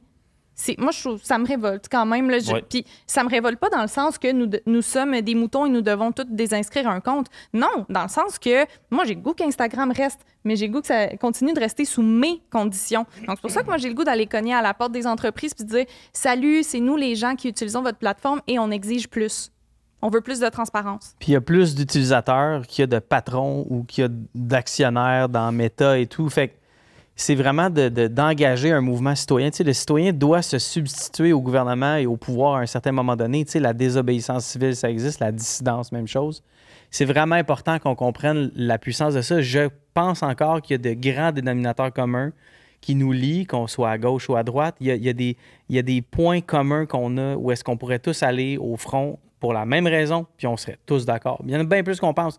C'est juste qu'on a fragmenté tout ça à travers des petites communautés où on va conforter l'esprit humain, on va l'empêcher de s'objecter. Puis c'est pour ça que je pense qu'on doit faire en sorte que la génération puis les générations qui nous suivent soient onboardées correctement sur les plateformes parce que qui va leur montrer comment bien s'en servir si c'est pas nous autres? Ils vont pas le découvrir tout seuls, là, tu sais. Qu'est-ce qu'on en pense de l'interdiction des cellulaires dans les écoles? Mais un peu comme qu'est-ce que tu viens de dire, qu'une interdiction, c'est pas une garantie que les jeunes vont aller mieux, c'est pas une garantie non plus que les problèmes vont disparaître. Mais est-ce que c'est un Donc, il faut pas que ça s'accompagne. dans la bonne direction, mettons? J'ai beaucoup de difficultés à dire si c'est un pas dans la bonne direction. Je pense que c'est difficile d'être contre la vertu de la socialisation en face à face et d'avoir plein d'activités. Je veux dire, même les jeunes seraient d'accord avec ça. Parce Mais- que c'est nécessaire, en fait. Là, il faut que Oui, tu arrives à mais développer tes skills. là. Justement, qu'est-ce qu'on leur offre en même temps pour les éduquer lorsqu'ils vont utiliser le numérique le soir et la fin de semaine? Puis aussi, qu'est-ce qu'on leur offre pour qu'ils s'engagent dans l'école? On dit, ben, est-ce qu'on leur offre plus d'activités parascolaires? Je suis allée dans une école récemment que les tables de ping-pong puis les tables de baby-foot qui étaient toutes rangées dans un coin d'une pièce parce qu'il n'y avait plus de place dans les écoles. Donc, la salle de jeu, si vous voulez, était devenue une salle de classe. Donc, le problème est beaucoup plus complexe que juste les téléphones. C'est est-ce qu'il y a des espaces pour socialiser dans les écoles? Qu'est-ce qu'on leur offre? Puis des fois, c'est pas obligé d'être des coûts faramineux. Là. On met une coupe de jeux de cartes, on crée un comité, un club social, on fait ouvre le comment? gymnase sur les heures de midi. Donc, c'est ça qui m'intéresse plus que juste l'interdiction. En 2002, nous autres, on fumait des cigarettes avec les surveillants de récréation en Wow! secondaire 5. T'allais où au secondaire? À Armand-Corbeil, à Terre. Ben, j'ai fait plein d'écoles secondaires desquelles je me suis fait tout. Tu mets Mais des dehors, mais tops. on fumait des clopes avec les surveillants en 2002, man. On Tabarnak. écoutait Down Low. OK. Tu sais, on écoutait Ja Rule. Ouais. Puis Fast and Furious, c'était C'était le thing. MSN Messenger était à son paroxysme. Habillé là. en freedom. Puis Habillé en aujourd'hui, Freedom, on verrait Echo, plus ça, des flip personnes phone. d'une équipe école qui fument dehors avec les jeunes, ben, peut-être exceptionnellement. Puis pourtant, aujourd'hui, Mais on voit des personnes, des profs. Mais Moi, mon je vais dans- message, c'est pas de dire aux jeunes de fumer. Des Non, tops. c'est pas des vrai, tops. On Ouais, remplace avec les leur cellulaire, téléphones même, par hein. des tops. Mais Ben, exactement. Anne-Marie, tu as tout compris où est-ce que je m'en Oui. allais. Ben, les profs aujourd'hui, ils ont un cellulaire dans les mains. Puis, tu sais, là, pas tous, là, vraiment pas. Mais je veux juste dire que c'est pas rare que je vais donner un atelier dans une classe, puis que la personne responsable, les adultes dans la place, sont connectés et ne sont pas attentifs. Encore une fois, ça concerne les jeunes et les adultes aussi. Il va falloir se poser des questions. Puis, j'ai espoir qu'en ouvrant la conversation, comme en ce moment, comme avec les écoles, ben justement, on se retrouve plus là, puis on va dire « Hey, tu te souviens-tu, en 2025, j'étais sur TikTok avec Bravo. mon prof, hi hi hi, hou hou hou, ça se ferait plus aujourd'hui. Est-ce que, tu sais, au niveau des chambres d'écho, qu'est-ce que tu vois le plus présentement chez les jeunes dans les tendances des discours? Puis, tu sais, je pose la question parce que c'est évident, là, je veux dire, avec la pétition que j'ai faite, les discours masculinistes, etc. Est-ce que tu es capable de remarquer, avez-vous des conversations entourant ces sujets-là, en fait? Oui, bien, en ce moment, les études scientifiques sont surtout sur le temps d'écran associé aux bonnes habitudes de vie. Puis, à ma connaissance, il n'y en a pas beaucoup sur c'est quoi le type de contenu qui est le plus vu par les jeunes. Cependant, qu'est-ce qu'on sait? C'est que oui, on est dans des chambres d'écho, ce qui veut dire que quand on regarde du contenu, tu l'as bien nommé tantôt, ces temps-ci, je m'entraîne, je vois beaucoup de vidéos associées à l'entraînement, etc. On voit beaucoup des gens qui sont d'accord avec nous en ligne. Donc, les ados, quand on leur fait sortir le téléphone devant nous, ils ont des fils d'actualité qui sont très, très différents les uns des autres. Mais qui fit avec ce qu'eux désirent voir, en fait. Exactement. Puis on sent aussi des fois une certaine passivité par rapport à le contenu que je vois, c'est pour me distraire. T'sais? Donc, c'est pour ça qu'on veut leur donner des outils pour que leur contenu soit meilleur. Puis dans certains cas, mais là, je veux vraiment pas généraliser, là, c'est anecdotique qu'est-ce que je nomme en ce moment. Mais ça se passe dans plusieurs écoles. C'est dans des groupes de discussion. Par exemple, avec des jeunes garçons de secondaire 3, là, l'histoire à laquelle je pense en ce moment, ils vont me parler de contenus qui sont vraiment plus radicaux. Ils allaient me dire des choses comme les réseaux sociaux, c'est dangereux parce que les jeunes vont devenir de plus en plus gays à cause de ça, comme si être gay, c'était quelque chose de négatif, comme si c'était un choix. Oui, c'est ça. Ouais, comme si ça s'attrapait à travers l'écran. C'est le genre de discours qui tenaient ces jeunes-là. Puis là, je continuais de les questionner pour finalement leur demander d'ouvrir leur téléphone sous mes yeux. Puis il y en a un, tu sais, super gentil avec moi, là, ces petits garçons-là. Là. Mais il ouvre son téléphone, puis je vois une scène de Minecraft où il y a des signes nazis. Puis là, ils partent tous à rire. Haha, ça n'a pas de bon sens. Puis je dis, hey, c'est vraiment haineux, des signes nazis. Qu'est-ce qui... Tu sais, est-ce que tu vois ça souvent? Puis il dit, oui, c'est du genre de contenu qu'on s'envoie entre amis, mais on le sait que c'est pas sérieux. Madame, je suis pas raciste, c'est juste que ça me fait rire d'envoyer ça à mon ami. Jamais je montrerais ça devant la classe. Mais ce que j'entends, c'est qu'ils testent les limites de qu'est-ce qui est choquant.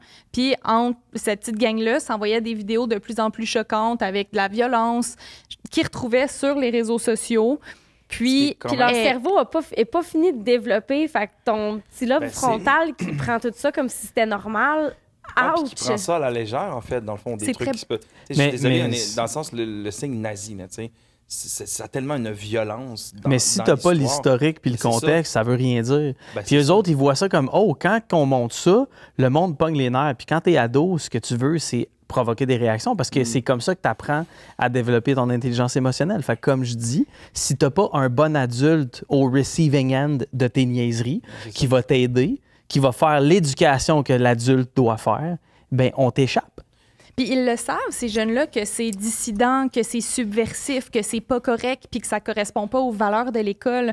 Mais comme ils se sentent pas écoutés dans leur milieu scolaire, tu sens une certaine frustration chez eux où les frustrations qu'ils ont, de toute évidence, les vidéos qu'ils regardent là, avec les personnes qui font des podcasts et tout, des personnes que ce soit masculinistes ou complotistes ou... sans que ce soit... c'est des gens qui sont arrivés à mettre des mots sur leurs émotions, là où nous, en tant qu'intervenants, en tant que prof, on n'a peut-être pas été capable de mettre des mots sur le vécu de ces jeunes garçons-là qui est légitime. Puis je veux pas qu'on dise « ça n'a pas de bon sens » puis qu'on en veuille aux petits gars, tu sais. Après avoir discuté 1h30 avec eux, ils m'ont remercié. Ils ont dit qu'ils feraient peut-être des changements sur le numérique. Mais tout ce que j'ai fait, c'est leur poser des questions puis les écouter, tu sais. C'est pas... Puis en même temps, là, je veux pas culpabiliser les profs non plus parce que eux, ils en ont là, du travail par-dessus la tête. Donc, non, mais ce qui me fait rire, c'est qu'ils disent hey, on va interdire les cellulaires. Ils vont dire vous, t'as-tu essayé de payer tes profs un salaire décent pour qu'ils fassent la job qu'ils ont à faire? On demande tout le temps aux gens les plus vulnérables de continuer à se serrer la ceinture. On envoie de moins en moins de ressources là où c'est primordial d'en envoyer. Puis moi, c'est une chose qui me peine parce que comme je dis tantôt, il y a des mesures dissuasives, mais il n'existe pas de mesures incitatives. En ce moment, en société, là, la seule mesure incitative qu'on a d'être des bonnes personnes, c'est si t'es pas fin, il va t'arriver du malheur, puis si t'es fin, tu vas aller au paradis. C'est la dernière version à jour qu'on a d'être une bonne personne, ça. Puis ça vient du catholicisme des années 40-50, la grande noirceur au Québec, quand le clergé était roi et maître, puis que c'était ça, puis les femmes, nu-pieds, enceintes.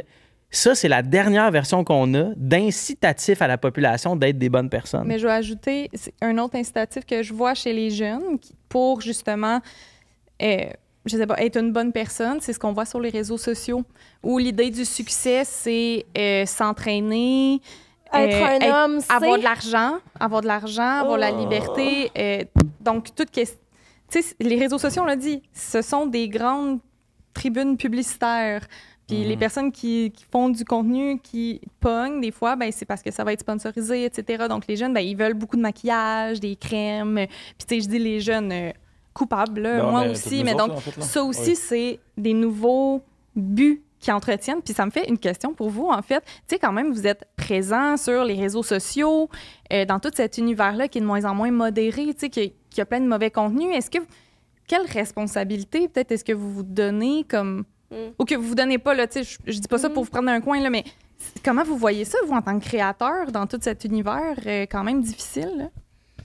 C'est une bonne question. Le vivez-vous bien? Moi, en toute transparence, c'est sûr qu'il y a beaucoup de re-questionnements dans ce que tu fais. Puis chaque jour, je te dirais, des fois, il y a comme, pourquoi je le fais? Où est-ce que je vais aller? Essayer de voir qui que je peux toucher, puis qu'est-ce que je peux emmener de bien. Je te dirais que là, tu sais, au début, moi, j'étais beaucoup dans le divertissement. Il y avait aussi que j'étais comme, bon, OK, mais j'ai envie d'exprimer une certaine réalité. Fait que de mettre un peu plus de diversité, moi, via des réseaux, de mettre des artistes de l'avant, de mettre notre culture de l'avant aussi. Ça, j'aimais beaucoup ça. Là, je te dirais que maintenant, je trouve qu'il y a tellement de trucs présentement sur les réseaux sociaux. Fait que des fois, on dirait que tu te sens un peu comme enseveli de ça. Pour le podcast, exemple, je trouve ça super le fun. Je trouve qu'il y a une belle visibilité. C'est une belle vitrine. Je me dis, ah, mon Dieu, je veux recevoir du monde que justement on peut discuter, on peut se poser des questions, mettre des beaux discours de l'avant. Tu sais, on dirait que c'est un drôle de présentement, là, c'est un drôle de combat présentement les réseaux sociaux. Je pense que ça va partout à gauche et à droite. Tout le monde s'exprime. Il y a plein. Qu'est-ce qui est bon, ça c'est pas bon, toi t'es pas bon, tu l'as pas bien dénoncé. C'est débile présentement. Fait que je vais t'avouer c'est très que je suis- performatif parce qu'on mesure Ouais. toute chose avec des instruments de vanité. Ben, de likes, Combien de de shares, partage. combien Lui, de vues, regarde combien de- ça, lui, il a tant de vues, fait qu'il est super pertinent. Puis là, ben, boum, là, tu reçois de l'argent parce qu'à un moment donné, tu fais ça parce que tu veux vivre aussi. Fait que là, tu dépends que tu arrives à juste faire ça comme travail.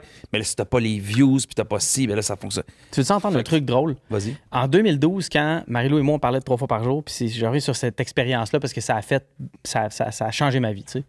On est en 2012, on rencontre Métro, les épiceries. Oui. Puis Métro nous disent, on vous approche parce qu'on veut que notre page Facebook ait autant d'effervescence que votre page Facebook. Puis en ce temps-là, nous, on est 2 individus qui partent de zéro, on fait un blog de bouffe. Les gens sont contents parce qu'il y a un visage, tu sais, ils sont comme ce sont des humains. Je ne vais pas aller m'abonner sur Facebook à Métro parce que je m'en calisse, là. Je ne vais pas au Métro anyway parce qu'à côté de chez nous, c'est un IGA. Fait que c'est pour ça que moi, je vais chez IGA ou je vais chez Maxi parce que c'est moins cher, peu importe. Puis là, on est revenu dans le char, puis j'ai dit à Marie-Lou, on a un problème. Parce que dans les 10 prochaines années, on va voir un méga switch. Les individus vont se comporter comme des brands, puis les brands vont se comporter comme des individus. Puis guess what? Regarde ce qui est arrivé. Les entreprises sont présentes sur les réseaux sociaux et se comportent comme des individus, parlent aux gens. On peut maintenant associer une identité là, forte à Maxi, à IGA, à ci, à ça. Ils répondent au monde, ils répondent à d'autres pages. C'est une personne. On engage des stratèges de médias sociaux pour se comporter comme une personne. Puis là, ben, les personnes sont comme ça, c'est mon brand. Ça, c'est comme ça que je me montre. Voici les aspects que j'ai avant. C'est fucké, man. Moi, ça, je trouve ça... Puis, appelez-moi boomer, mais je trouve ça débile. T'es une personne. Genre, t'as un système de valeurs. On peut même pas t'évaluer en termes d'argent ou de ce que tu rapportes. On peut pas noter ta valeur intrinsèque sur ce que tu rapportes à la société ou le PIB que tu vas générer. Tu sais, comme c'est complètement fou. Puis ça, c'est des choses qui sont pas propres aux réseaux sociaux. Ça fait partie du système de valeurs puis de l'éducation à l'enfant, de la part des parents, puis ça prend tout un village pour élever un enfant. Fait que les enseignants aussi font partie de cette loupe-là, tu sais. Fait que c'est ça, je trouve, qui est rough. Fait que quand tu parles de ça, je suis comme, ben, on a perverti toute une génération, puis ça revient à ce que je disais au début, c'est un édulcorant de connexion. La façon dont on met les gens en connexion, même les applications de rencontre, creuse un peu là, sur les applications de rencontre, c'est complètement fou, man, comment ça fonctionne. Là. Ils ratent les gens de 0 à 10, puis ils mettent des gens ensemble.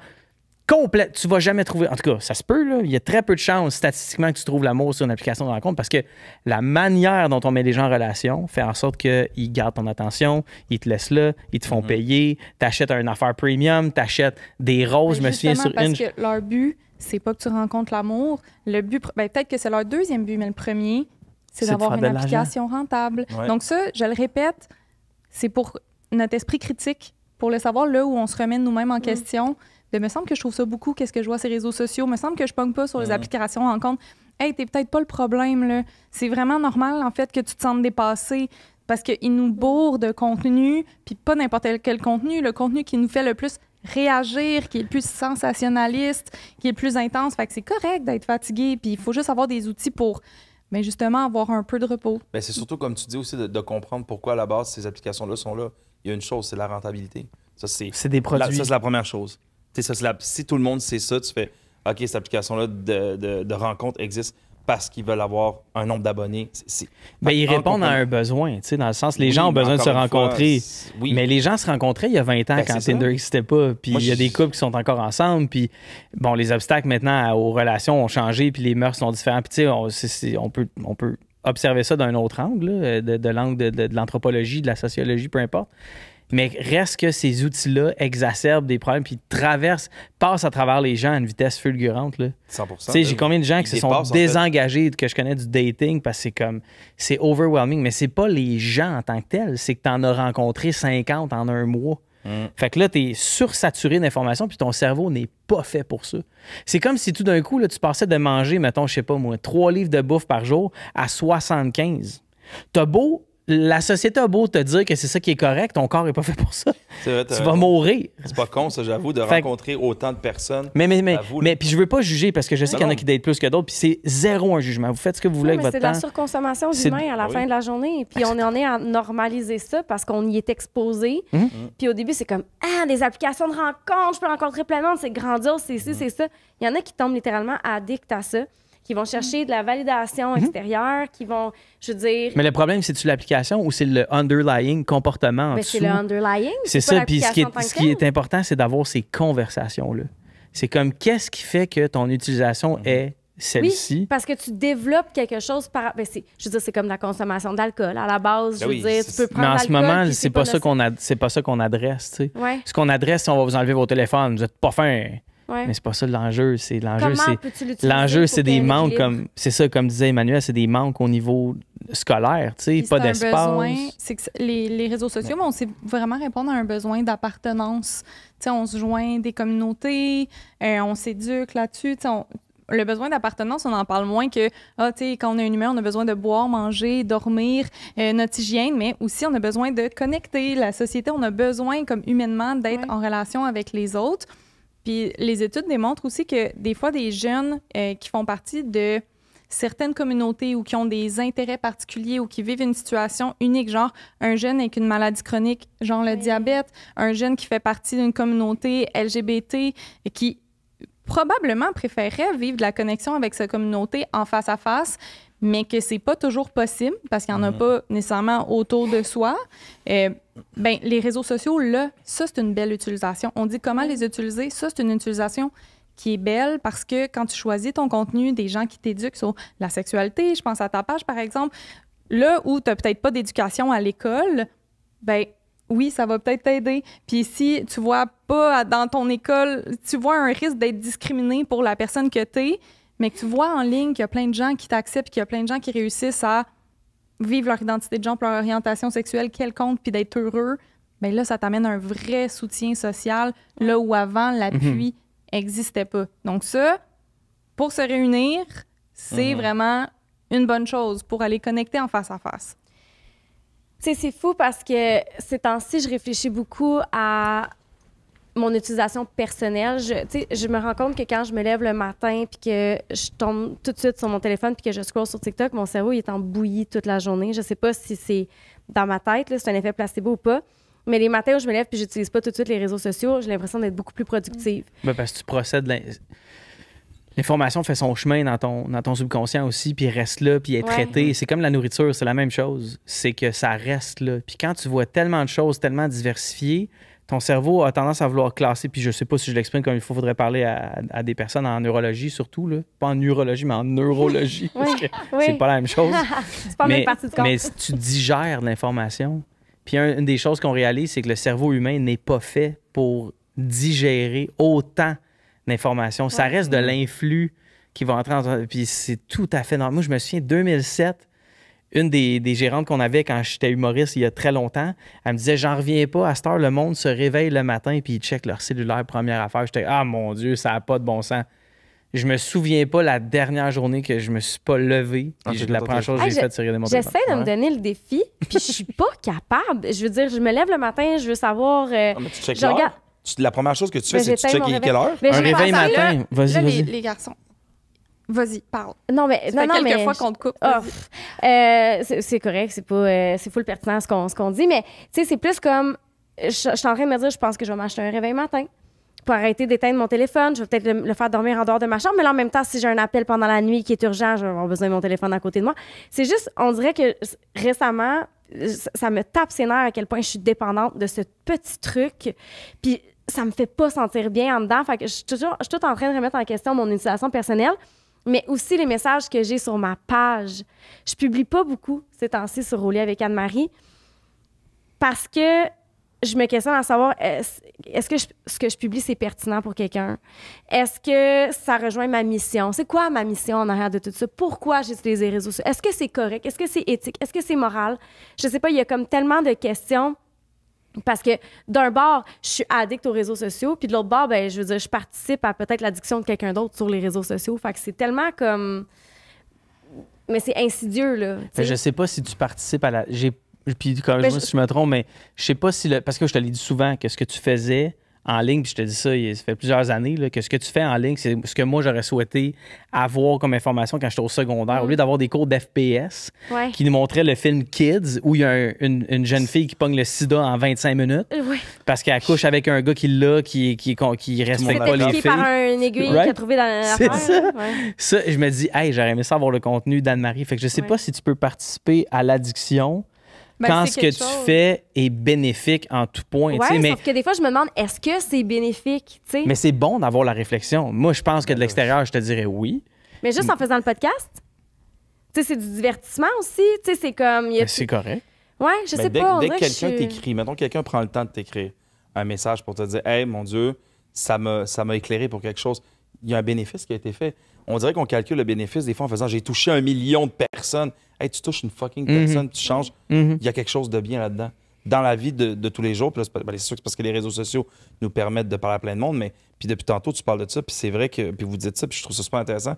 On n'est pas supposé, dans la vie en général, de parler à des millions de personnes une journée. On n'est pas supposé d'avoir ce flux d'informations-là constant, puis ces compagnies-là, eux, ils se disent, ben, on va en donner plus encore. Fait que là, on a encore plus de les pancartes, les ci, les ça, les notifications, quoi que ce soit. On n'est pas supposé dater.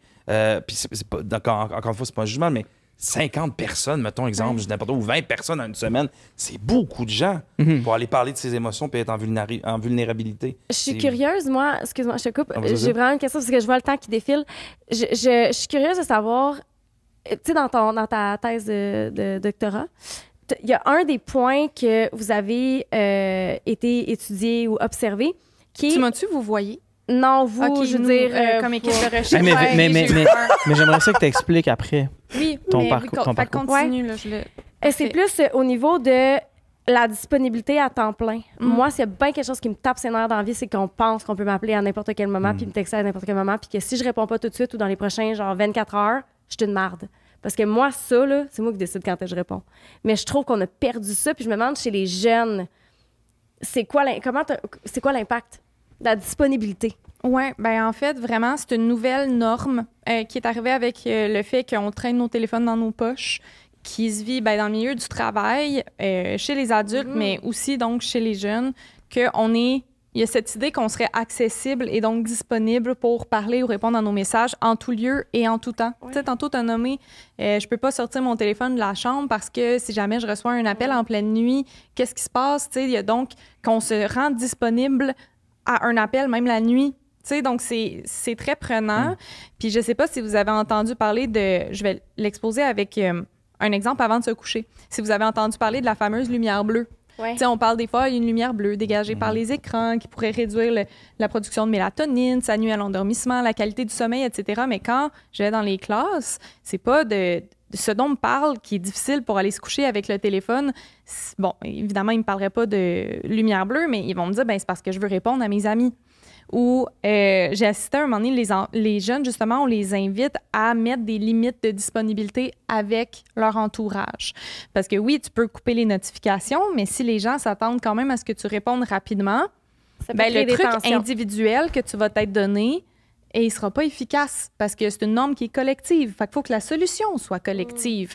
Donc, ça passe par en parler dans des podcasts, mais aussi parler avec nos proches de « Hey, la fin de semaine, disons, j'ai pas mon téléphone sur moi, je vais pas répondre. » Ou si je te pour les jeunes, ça a l'air de si je te réponds pas en 3-4 heures, ça veut pas dire qu'on est en froid. C'est Mais pas c'est fou que je de devoir t'ignore. expliquer ça à C'est fou, quelqu'un, mais c'est là, ça la pensez-y, réalité. là. Ouais, mais Oui. c'est ça la réalité maintenant. Puis il faut l'assumer puis créer ces conversations-là.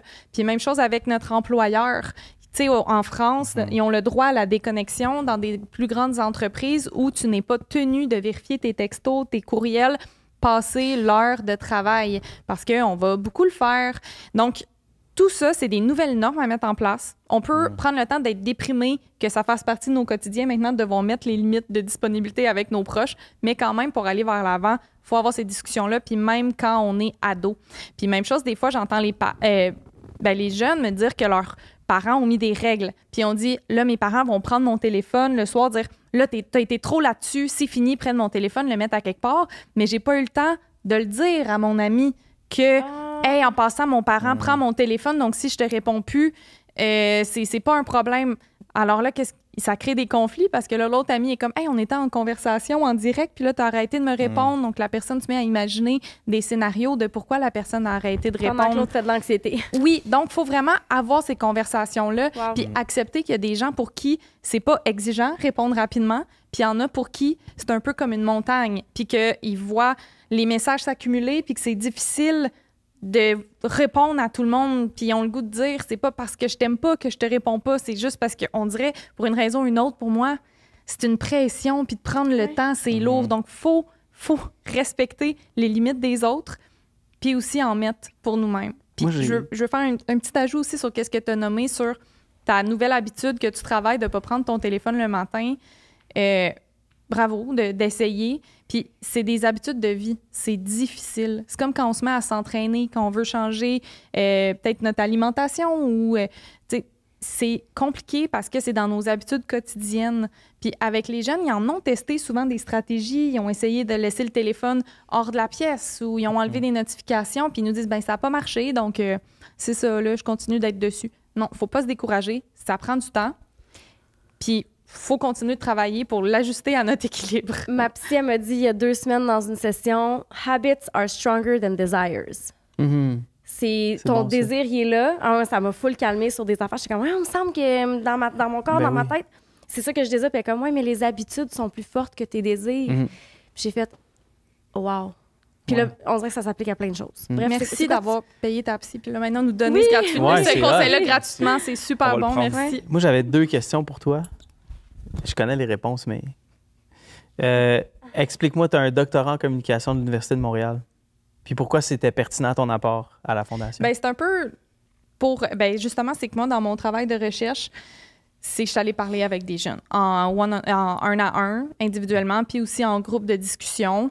Puis c'est sûr que les conversations en 1 à 1, c'est là où ils me révélaient plus des choses que des fois, tu es gêné de dire en groupe, tu sais, donc que justement, tu vas vérifier si la personne est en ligne pour vérifier pourquoi est-ce qu'elle t'a pas répondu. Tu vas aller voir où sur la Snap Map si elle est en ligne, pourquoi est-ce qu'elle a pas ouvert mon Snap. Toutes des genres de choses que tu fais peut-être un peu de manière inconsciente, mais que là, il y a une madame qui vient te poser des questions. Donc, tu vas t'ouvrir à elle de façon anonyme. Donc là, j'ai fait ça dans le cadre de ma thèse. Puis, ben, on réinvestit ces connaissances-là, mais aussi un paquet de gens qui font de la recherche au Québec là-dessus dans nos ateliers avec les jeunes. Fait que c'est un peu ça. Puis ma deuxième question, Oui. et on termine avec ça. Je voulais juste dire cette phrase-là. Ça faisait solennel. Tu sais.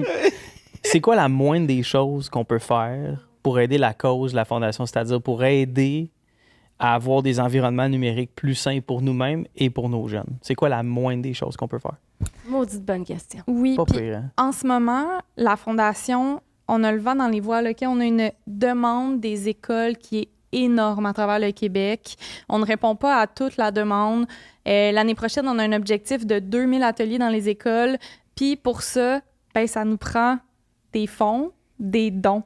Donc, moi, ce que j'invite peut-être les gens à faire, c'est aller voir là, dans votre streaming. Là. Est-ce que vous êtes abonné à Crave, Netflix, Disney+. Si vous êtes abonné à beaucoup, là, choisissez ceci, c'est en un. Faites le choix de se désabonner à un de ces Disney+. plateformes-là de streaming. Puis, mettons, vous payez là, 20$ par mois pour ça. Faites un virement automatique au ciel de 10$ par mois. On a le bien-être du monde à cœur. On va la faire la job d'écouter les jeunes puis d'essayer de transmettre ça dans des conférences avec les parents. Un don, là, aussi petit puisse être, où ça fait toute la différence. Vous n'avez pas idée, là. Tu sais, avant, j'entendais ça, là. J'étais pas dans une fondation, j'entendais les personnes dans les fondations dire ça. Mais c'est vrai. Maintenant, je suis de l'intérieur, là, puis c'est vrai. Si vous mettez, chaque mois, il y a un 5$ qui s'en va au ciel. Non seulement ça nous aide concrètement à aller voir les jeunes, mais ça fait du bien à la motivation en tabarnouche. Ça vous prend-tu des intervenants aussi? Parce que ça prend du monde. Je dis, c'est bien beau d'avoir des dons, mais est-ce que vous avez assez de gens qui sont là pour aller parler, faire des conférences aux jeunes? Ça, oui. On est vraiment chanceux. Les personnes qui vont dans les écoles sont exceptionnelles. Ils ont un talent d'écoute qui est vraiment bon. Ils ont une formation, que ce soit justement à l'École nationale de l'humour. Il y a 2 personnes qui l'ont fait, qui sont animateurs avec nous, des personnes qui ont un background en enseignement, en intervention sociale, mais ils ont tout un point commun, puis c'est de respecter les jeunes au plus haut point, puis d'être capable de connecter avec eux. Moi, il y a une dernière question que je vais te poser vite, parce que là, vous impliquez beaucoup avec les jeunes, donc oui, il y a une conversation, ce qui est très bien. Quelque chose qu'on ne peut pas contrôler, c'est à la maison. Les parents. Ça peut devenir un obstacle aussi parce que, bon, on parle depuis tantôt d'éducation, mais si tu reviens à la maison puis l'éducation, malheureusement, que tu reçois est un peu nocive, là. Comment ça peut s'articuler, en fait, sans sentir que c'est un coup d'épée dans l'eau, ce que vous faites? Oui, bien là, c'est sûr que nous, on fait des présentations aux parents durant l'année scolaire, mais je vais vous donner d'autres ressources. Une autre qu'on travaille souvent avec eux s'appelle « Pose ton écran ». PoseTonÉcran.com ou .ca, en tout cas, Pose ton écran, ils font des défis de déconnexion pour toute la famille, puis ils donnent beaucoup de ressources pour les parents aussi. Mettons des contrats avec des règles parents-enfants que tu remplis pour une meilleure gestion des écrans à la maison. Donc, eux, ils font des campagnes de sensibilisation, sont exceptionnels aussi dans la nuance, pas dans le jugement. Puis sinon, ben, vous pouvez regarder avec vos enfants. Il y a un documentaire qui a été fait par Radio-Canada qui s'adresse aux enfants, donc MAJ, M-A-J, qui s'appelle « Grandir en ligne ». Donc ça, vous pouvez l'écouter avec les jeunes. Il y a les voix de plein de jeunes là-dedans. C'est rempli de trucs, puis ça permet une belle prise de conscience sans que ce soit vous, comme parents, qui le dites. C'est des personnes dans l'écran qui le nomment. Fait que si vous voulez, je donnerai les noms, si vous voulez le mettre dans les notes du podcast ou quelque chose comme ça. Oui, absolument, c'est vraiment des belles ressources pour poursuivre la discussion. Wow. J'ai pas d'enfant, puis je pense que je vais aller me renseigner. En fait, on devrait aller. Moi, j'irais le voir, en fait. Même. Comme tu parles du documentaire de Radio-Canada, MAJ, parce que d'être renseigné sur le sujet, c'est que, tu sais, la noirceur, c'est l'absence de lumière. Puis dans une pièce toute noire, ça prend une chandelle pour changer ça. Fait que chaque personne qui est investie de la connaissance peut passer cette connaissance-là à quelqu'un d'autre. Puis c'est pas un échange où quelqu'un perd puis quelqu'un gagne. Quand tu apprends quelque chose à quelqu'un, ça fait 2 personnes de plus qui ont le même savoir. Fait que vous n'avez pas d'enfants, mais vous connaissez des gens qui ont des enfants. Vous avez déjà entendu des parents autour de vous dire « je suis à bout, je sais pas comment faire, ma fille, mon gars, ci, ça ». Bien, là, vous allez avoir l'information, vous allez pouvoir passer cette information-là puis devenir une ressource d'aide en quelque sorte. Puis c'est comme ça qu'on devient meilleur. Tu sais. C'est comme ça qu'on trouve, comme je dis tout le temps, des dénominateurs communs. C'est comme « hey, j'ai entendu parler de ça ». Il n'y a rien que j'aime plus que de référer de l'aide à du monde. Moi, dans la vie, c'est une des affaires que j'aime le plus faire, mettre du monde ensemble qui font des choses cool. Puis référer de l'aide à des gens, c'est une des choses que j'aime. Fait que vous allez devenir des vecteurs d'aide de cette façon-là. Puis n'importe qui peut devenir un vecteur d'aide. Pas besoin de financer une fondation, pas besoin d'être populaire sur les réseaux sociaux. Un acte de 1 à 1, des fois, ça fait bien plus de chemin, tu sais. 100%. Ben oui, énormément. Faut qu'on te laisse partir, mais présentement, il se passe plein de choses dans ta vie. Ouais. Puis j'aimerais ça que tu en parles un peu parce qu'on n'est vraiment pas allé là pendant le podcast. alexandrechampagne.co, je fais un one-man show. Je suis en tournée. Ben là, ça s'arrête le 17 mai à Jonquière. Je recommence le... Non. Je prends un break là, cet été, j'en ai besoin. Ça va me faire full du bien pour me concentrer sur la photographie. Fait que je vais remettre des ateliers en ligne. OK. Je vais refaire des ateliers en présentiel à mon studio sur des sujets spécifiques comme la photo, la bouffe. La photo de bouffe, le portrait, la photo de voyage. Je continue à donner des formations en ligne aussi qui sont disponibles en ce moment, que je termine de tourner sur mon site alexandrechampagne.co. Puis c'est pas mal ça. Puis je prends du temps avec ma fille. Puis Contrat de gars aussi. Ouais, contrat de gars. Moi, qu'on tourne ici même. Contrat de gars, on est sur Patreon, c'est vrai. En fait, t'es ici parce que l'autre fois, t'es venu chercher le soude qui Je suis pue venu à chercher Joe Roberge. le saut qui pue. Oui. Il pue encore, by the way. Ouais. Ben, c'est passé. OK, Joe, il tourne à cette heure juste en chest, en dessous d'un manteau de cuir. Puis il fait vraiment chaud dans le studio, fait que c'est terrible, mais il dit à tous les... Je m'excuse. Puis Joe, c'est un des gars qui sent le plus bon que je connais. Ça fait des années, ça fait 20 ans que je connais Joe. Puis son parfum, chaque fois que je vais dans un lieu public puis il y a un gars qui a le même parfum, ça me fait une petite émotion de bonheur parce que ça sent mon chum, tu sais, mon vieux chum Joe. Mais là, cette odeur-là a été remplacée par un vieux vestiaire dégueulasse rempli de poches sales. Ça pue à ce point-là. C'est quelque chose, honnêtement. C'est une nouvelle fragrance. Mais je veux pas... Non, mais puis Joe, il fait des jokes avec ça, mais j'étais venu chercher le saut, puis c'est pour ça. Ouais. On a vraiment du fun à tourner Contrat de gars. Mais c'est fou, Il moi. pourrait juste mettre une camisole. Ouais, moi, Non, mais ça n'a pas rapport. Honnêtement, c'est très chaud, là. Même moi, là, Ah non, mais du cuir. n'importe calé. qui, là-dedans, va être un carnage, là. Tu sais, Mais c'est oui, pas oui, propre à Ça Roberge, doit là. couler dessus, là, les Ouais, strips puis les écoute, rivières de tout bras. Ça le rend même impatient des fois parce que c'est pas le fun. C'est pas le fun. Puis dis-toi que quand on tournait ça, il y a des années, il était assis pour vrai sur une tank de propane, là. C'est zéro confortable, là. Zéro. Joe, il finissait une journée, il voulait tuer, là. Fait qu'il se sacrifie là, pour le show. Ouais, et Joe, carrément, là. c'est un... Il travaille, Joe. Et il a pas peur de Non, puer puis de se c'est faire un mal, des puis- best dudes sur la planète, ce gars-là. J'ai une admiration sans limite pour lui. Moi, je trouve ça incroyable quand même que vous ayez pris... Tu sais, moi, j'en reviens pas à quel point c'était d'actualité, mais que ce l'est encore, avec toutes les vagues qui reviennent. Puis je sais que tu dis que vous prenez pas au sérieux puis que c'est fait pour avoir du fun, mais il y a quand même un message derrière. Là. Bien, il y a toujours eu un message que je trouve ça drôle en Chris de définir son identité par sa virilité, là. Que tu sois un homme ou une femme ou une personne non-binaire ou peu importe, là. De définir ta personnalité par comme un maximum de virilité, ça m'a toujours fait vraiment rire. Hey, moi, j'ai 60 trocs. Comme, OK. C'est cool, man. Relax, là, tu sais. Tu peux pleurer aussi, puis c'est chill. Ouais. Je sais pas, mais en gros, là, pour vrai, Contrat de gars, je m'assois avec Joe, puis c'est le premier qui fait décrocher l'autre, là. c'est C'est drôle. beaucoup ça, là. Mais Mais tu je sais, vous It's trouve not bon. that deep, là. non, Ouais. non, mais pour rebondir sur ce qu'elle a dit, parce que bon, c'est vrai, c'est des sketchs que 2007, moi j'écoutais ça. 2008. 2008. Ouais. Bon, Je me suis C'est fait dire fucked l'autre up fois, parce que j'ai écouté- monsieur, je vous écoutais quand j'étais au secondaire. J'étais genre, Ben hey, oui. le gros, tu vas te calmer, là. Ben moi, je J'allais dire finissais ça. mon secondaire. C'est ça. En J'avais fini, 2006, ça faisait moi, j'ai un an. gradué. C'est En 2003, ouais, moi. Moi, ça Ouais. faisait un an, mais je dis dans le sens que tu écoutais ça, puis j'ai réécouté l'autre fois, parce que quand j'ai vu que vous alliez sortir, bref, j'ai fait, hey man, c'est les mêmes, sans nommer le podcast, c'est les mêmes gars que ce podcast-là, dans le sens que je veux dire que les gars que vous parodiez, la parodie que tu faisais, Ouais. ben, est sortie, genre, récemment, en vrai. Puis je me dis, est-ce que vous avez, c'était un peu déjà là-dedans, Non. de travail, ou c'était juste genre, hey man, c'est juste drôle, on va dire des trucs fucking cons. C'est juste drôle, on va dire des trucs fucking cons. Dis-toi une chose. Il y a un des épisodes où on disait top 5 des affaires pour devenir mâle, manger des couilles de bœuf crues. Ouais. Puis là, tu as le Liver King sur Instagram qui vend des suppléments de couilles de bœuf crues pour rester un mâle. Ça a pas de bon Sérieusement, là, les gars, Oh, c'est tabarnak. Décrocher, là. Pour vrai, c'est correct, là, de pas avoir un pénis de 3 mètres de long puis 26 pectoraux. C'est pas ça qui c'est pas ça qui définit votre valeur en tant que personne. C'est pas votre identité de genre qui font de vous une bonne ou une mauvaise personne, c'est votre système de valeurs. Travaillez là-dessus, ça va être bon pour tout le monde, puis c'est correct. Mais c'est pas ça. Moi, c'est ça que je pense personnellement, puis je cautionne ce que je dis.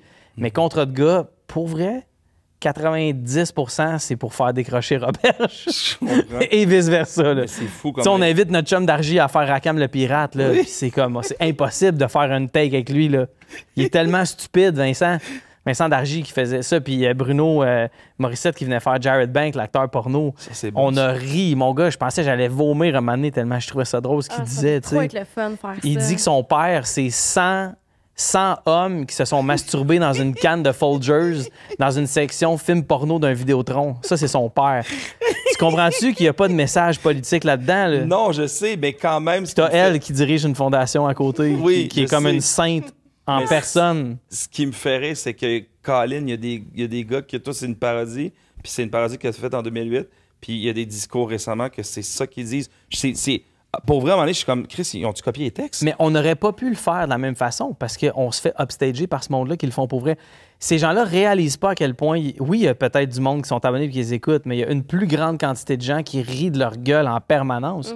Puis je trouve ça plate parce que je me dis, faut que tu vives avec tout le monde dans la vie. Fait que ce serait cool d'avoir des conversations avec ces gens-là. Ah, mais c'est Mais impossible. il n'y a pas de réceptivité, tu sais. Puis moi, je suis full ouvert à comprendre de où tu pars, là. Le nombre de fois qu'ils m'ont dit « On va faire une conversation. Ah ouais, sur un live avec moi. Ah ouais. » Ben non, attends, c'est pas une conversation que tu veux. Tu veux me détruire avec tes arguments, que c'est du sophisme. là. Il n'y a pas de Ils utilisent conversation. des termes pour te qualifier aussi. Tu sais, qui des sont fois, super tu sais, disgracieux. on est très fort sur les réseaux sociaux. Justement, il y a de moins en moins de modération puis de retrait de contenu haineux, surtout depuis que Trump est au pouvoir. Donc, les réseaux sociaux mon ont Dieu. comme enlevé beaucoup de règles de communauté. Là. Donc, il y a des choses épouvantables qui peuvent se dire.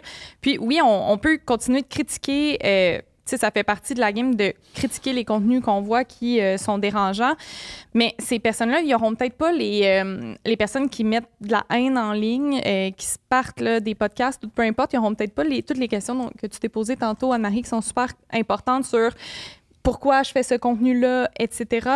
Mais donc, comme le contenu haineux va continuer de circuler, une super solution, c'est de créer du contenu positif, éducatif, Free speech needs more free speech. divertissant. Tout n'est pas obligé d'être politique puis éducatif. Là. Non. Nous, c'est ça qu'on fait, mais on est un organisme de bienfaisance. Là. Puis- Mais tu sais, n'importe quel contenu que vous créez en ligne, c'est super important. En plus, vous créez du contenu en français.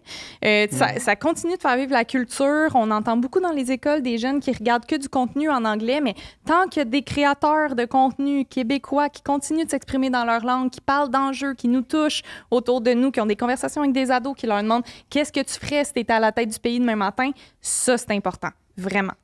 Puis moi, j'écoutais, tu parles de langue française, là. Ma fille aime beaucoup Gurky sur YouTube, puis Chahine, puis Ali Brassard, je pense. Je pense que c'est ça. Oui. Elle trippe, là. Puis on regarde Gurky ensemble et je ris de bon cœur. Là. Ce gars-là, il a l'air fin. J'ai écrit à un moment donné, j'ai dit, ma fille, elle trippe bien raide sur ce que tu fais. Puis là, on écoutait justement un truc hier qu'il a mis en ligne où il parle de sa routine dans la journée. Il s'entraîne, il mange bien. Ma fille avait des questions sur l'alimentation, tout ça. Puis on voyait aussi des fois, ils essaient de deviner de où vient l'accent des gens ou leur nom. Puis moi, je trouve ça le fun parce que j'ai grandi à Montréal. J'en ai vu des personnes qui venaient d'ailleurs. Puis pour moi, c'est pas impressionnant. Là. Je trouve ça, au contraire, tellement cool. Puis là, les gens qui venaient étaient comme... Quand j'étais dans mon pays avant, puis je savais que j'allais m'en venir au Québec, je vous regardais pour apprendre le français. Puis ça, fait puis comme tu disais tantôt, Anne-Marie, tu disais, tu sais, si tu as changé la vie d'une personne cette journée-là, c'est bien une personne qui va changer, qui va rayonner sur les autres. Faut arrêter de penser à ça en termes de likes, de partage puis de views. Il faut penser à l'impact qu'on a réellement, tu sais. Puis c'est ça que Manu a dit. Moi, au début, si j'avais écouté tout le monde par rapport à leur opinion de la Fondation, j'aurais jamais rien parti, là.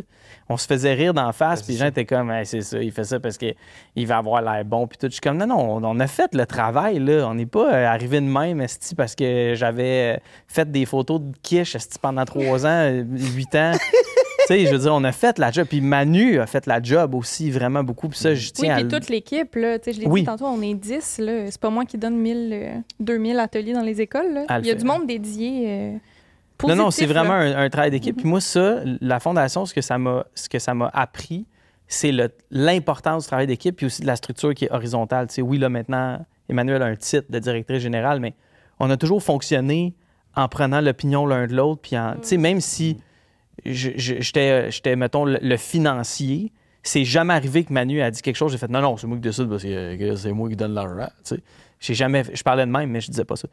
J'avais cette T'avais voix-là. vraiment un bel accent. J'avais vraiment cette voix-là, comme Daniel. C'est vraiment la voix du monsieur qui finance. J'ai un bateau. Moi, j'ai un bateau. Oui. Tu comprends? Ah, mon Dieu, t'es bon. Je parlais tout le temps de même. Moi, je suis au golf. Tu sais, de m'acheter un condo en Floride, en descendre avec ma grosse en moto. Fait que c'est... ils parlent de même, les gars. Ils parlent de même. Mais Emmanuel, t'as fait, puis je te le dis, là, ça fait un bout de temps on s'était pas vu physiquement, mais t'as fait un combien de travail. sais Quelques pas. mois. Mais elle a fait un travail exceptionnel. Là. Moi, je suis parti avec le cœur, la tête en paix. J'étais comme ça prend quelqu'un aux opérations. Puis on a tout changé le CA. Le CA qui était là au début, qui étaient des gens que je connaissais, qui nous ont donné un fier coup de main. Puis là, après ça, puis pour vrai, là, je suis tellement fier de ça. Je suis fier d'en parler. Je suis fier quand les gens m'en parlent. Mais tout le mérite revient à Manu. À notre équipe. Puis, tu sais, la Fondation est partie d'une initiative de jeunes. À ce moment-là, je n'étais pas toute seule là, qui a fait le premier atelier. Il y avait d'autres personnes aussi qui étaient toutes aux études. Puis, tu sais, tu cherches un peu un sens à ta vie, tu étudies, puis tu dis, OK, bon, ben je vais étudier les jeunes, puis hey, on crée un atelier, etc. Donc, c'est parti quand même d'une initiative étudiante qui se voulait par et pour les jeunes. Puis aujourd'hui, c'est ce que c'est. Puis sans dire que dans la vie, le succès, c'est juste d'avoir parlé à comme des milliers, dizaines de milliers de jeunes, même si je suis vraiment fière de ça. C'est pour ça que je continue de marteler que créer du contenu. Tu sais, pas vous, personnellement, là, décider ce qui est bon pour votre bien-être, mais vous avez le goût de partir un podcast, vous êtes gêné, vous avez le goût de partir une page Instagram, peut-être que des fois, on se dit « qu'est-ce que le monde va penser? » Mais comme on ne sait pas où est-ce que ça nous mène, puis c'est important de créer du contenu puis de le partager, tu sais. Nous, ça a donné ça va bien, mais let's go, là. Il a fallu qu'on nous encourage là, en 2019. Puis ça a pris de la persévérance aussi beaucoup. Puis Emmanuel est un exemple prime de persévérance. Tu sais, que c'est pas de l'acharnement, mais de la persévérance. La constance. Exact. Tout part d'une idée, là. Exactement. Tout le monde part d'une idée, puis juste faites-le. Commencez quelque part. Comme tu t'achètes un muguet, t'appelles Guillaume Esti de chez Salvatore, mon meilleur chum, puis tu pars un podcast. C'est ça. Voilà. C'était super. On te retrouve sur alexandrechampagne.com. .co. Je me suis fait voler mon nom de domaine, puis j'ai pris un domaine en Colombie qui ressemblait à .com. Je te jure, man. Il me demande 6 000 $ US pour racheter mon domaine. Fait que lui a été plus rapide que toi, en fait. Ah, ça fait des années de ça. Dans le temps où j'avais pas de connaissances. Fait que là, lui est arrivé, il a pris ça, il a fait teint. Il m'a y revendre à Champagne. Il attend dans son sol depuis 10 ans. Un bon pour 6 000 US, c'est gros. Il est grand, j'ai hâte. Là, je suis comme alexandrechampagne.co. .co. Oh, bien joué. Never let them know your next move.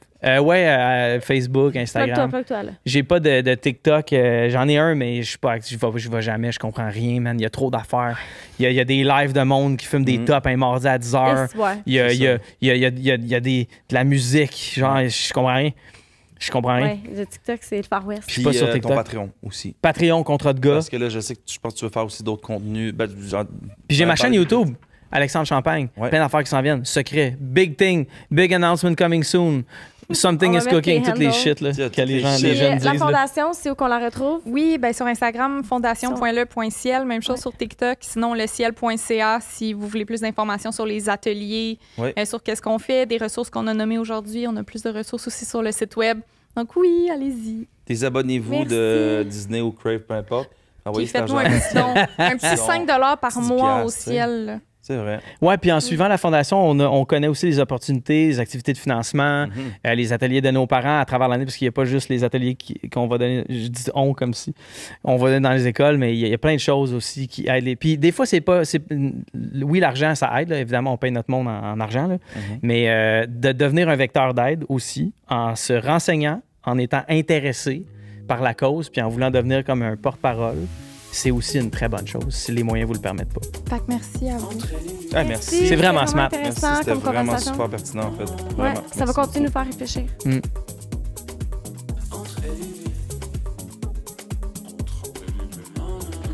Entre elle et lui.